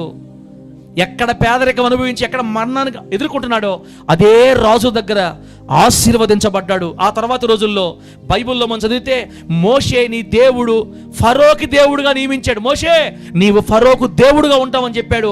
నిర్గమకాండం 7:1 మోషే నేను నిన్ను ఫరోకి దేవుడుగా నియమిస్తున్నా. ఒకప్పుడు మరణ అంచుల్లో ఉండి చనిపోబోయిన వాడు 2 ఏళ్ల మగపిల్లల వయసులందరినీ పుట్టిన మగబిడ్డలందరూ చంపేస్తున్న సమయం అది. ప్రాణం పోగొట్టుకోవాల్సినటువంటి మోషే ఏ శత్రువు చంపాలనుకున్నాడు ఆ శత్రువు ఇంట్లో దేవుడు మోషేని పెట్టి 40 సంవత్సరాలు పోషించి సాకి పెద్ద చేసి చదువు చెప్పించి సకల విద్యలో ప్రవీణుడై మరి ఇజ్రాయేలుకు నాయకుడిగా, ఇజ్రాయేలుని విమోచించే ఒక నాయకుడిగా, ఫరోకు దేవుడు అంతటి వాడిగా దేవుడు మోషేని ఆశీర్వదించాడు. మోషేని ఆశీర్వదించిన దేవుడు అమ్మానిని ఆశీర్వదించడా, తమ్ముడిని ఆశీర్వదించడా, నన్ను ఆశీర్వదించడా? మనల్ని ఎవరైతే ఎగతాళి చేస్తున్నారో, ఎవరైతే అవమానం చేస్తున్నారో వాళ్ళకి నువ్వే దిక్కయ్యేటట్టు చేస్తాడు యేసు నామములో. నీ క్షేమాన్ని కోరుకోలేక అసూయపడి ఎప్పుడెప్పుడు నాశనం అయిపోతాడా అని నిన్ను చూస్తున్నారు కదా, వాళ్ళకే నిన్ను దిక్కుగా మార్చేస్తాడు నా దేవుడు. ఆయన సహాయం అడుగమ్మా. నువ్వు ఎక్కడుండో అక్కడే ఉండి ఏం రాబలేదు, ఇక్కడ రాబలేదు. ఆ పరిస్థితిలోనే చెప్పు ఆయనకి, నన్ను లేవనెత్తితే, నన్ను బాగు చేస్తే, నా అప్పులు తీరిస్తే, నా సమస్యలు తీరిస్తే, నన్ను బాగు చేస్తే యేసయ్యా నిన్ను నమ్ముకుంటున్నాను అడుగమ్మా. నువ్వు ఎక్కడున్నా ప్రభు నీకు సహాయం చేస్తాడు. సహోదరుడా, నేను ఆరాధించే దేవుడు ప్రేమగల దేవుడు, నేను ప్రకటించే దేవుడు మనందరి దేవుడు యేసుక్రీస్తు, అందరికీ ప్రభు. ఆయన మీ గ్రామాన్ని ప్రేమిస్తున్నాడు, మీ కుటుంబాన్ని ప్రేమిస్తున్నాడు. సమయం వ్యర్థం చేసుకోవద్దక్క, పోగొట్టుకోవద్దు. ఇంకోసారి చూద్దామని అనుకుంటే నాకు తెలిసి ఈ భూమి మీద ఇంత ప్రేమించే అడ్రస్ మరొకటి లేదని నేను నమ్ముతున్నాను. నిన్ను ఇంతగా ప్రేమించి నీ క్షేమాన్ని కోరుకునే మరొక చిరునామా లేదని నమ్ముతున్నాను. ఎందుకంటే ఆయనే మార్గం, ఆయనే సత్యం, ఆయనే జీవం. యేసు ద్వారానే మనం పరలోకం వెళ్ళగలుగుతాం. కాబట్టి ప్రియులారా, మేము మీ అందరి కోసం, మీ గ్రామం కోసం, మీ కుటుంబాల కోసం, మీ బాగోగుల కోసం, మీ క్షేమం కోసం ప్రార్థన చేయాలని ఆశపడుతున్నాం. మీ అందరి క్షేమం కోసం మేము ప్రార్థన చేసి, మీరు ప్రభువుని తెలుసుకోవాలని ప్రార్థన చేసి ఈ మాటలు మేము ముగించి, ఈ కూటాన్ని మేము ముగించేస్తాం. ఈ 3 రోజులు జయప్రదంగా జరిగించిన నా దేవుడు మీ కుటుంబాల్లో గొప్ప సంతోషాన్ని, సమాధానం కలుగు చేయబోతున్నాడు. అందరు కళ్ళు మూసుకున్నట్టయితే బిడ్డారా, మనందరం కళ్ళు మూసుకున్నట్లయితే గ్రామాన్ని గురించి, ప్రజల రక్షణ కోసం, వాళ్ళ కుటుంబాలు దీవించబడటం కోసం, ఈ గ్రామం రక్షణలో స్థిరపరచబడటం కోసం సలుమకు ప్రార్థన చేస్తే తర్వాత మనం ముగించే ప్రయత్నం చేద్దాం.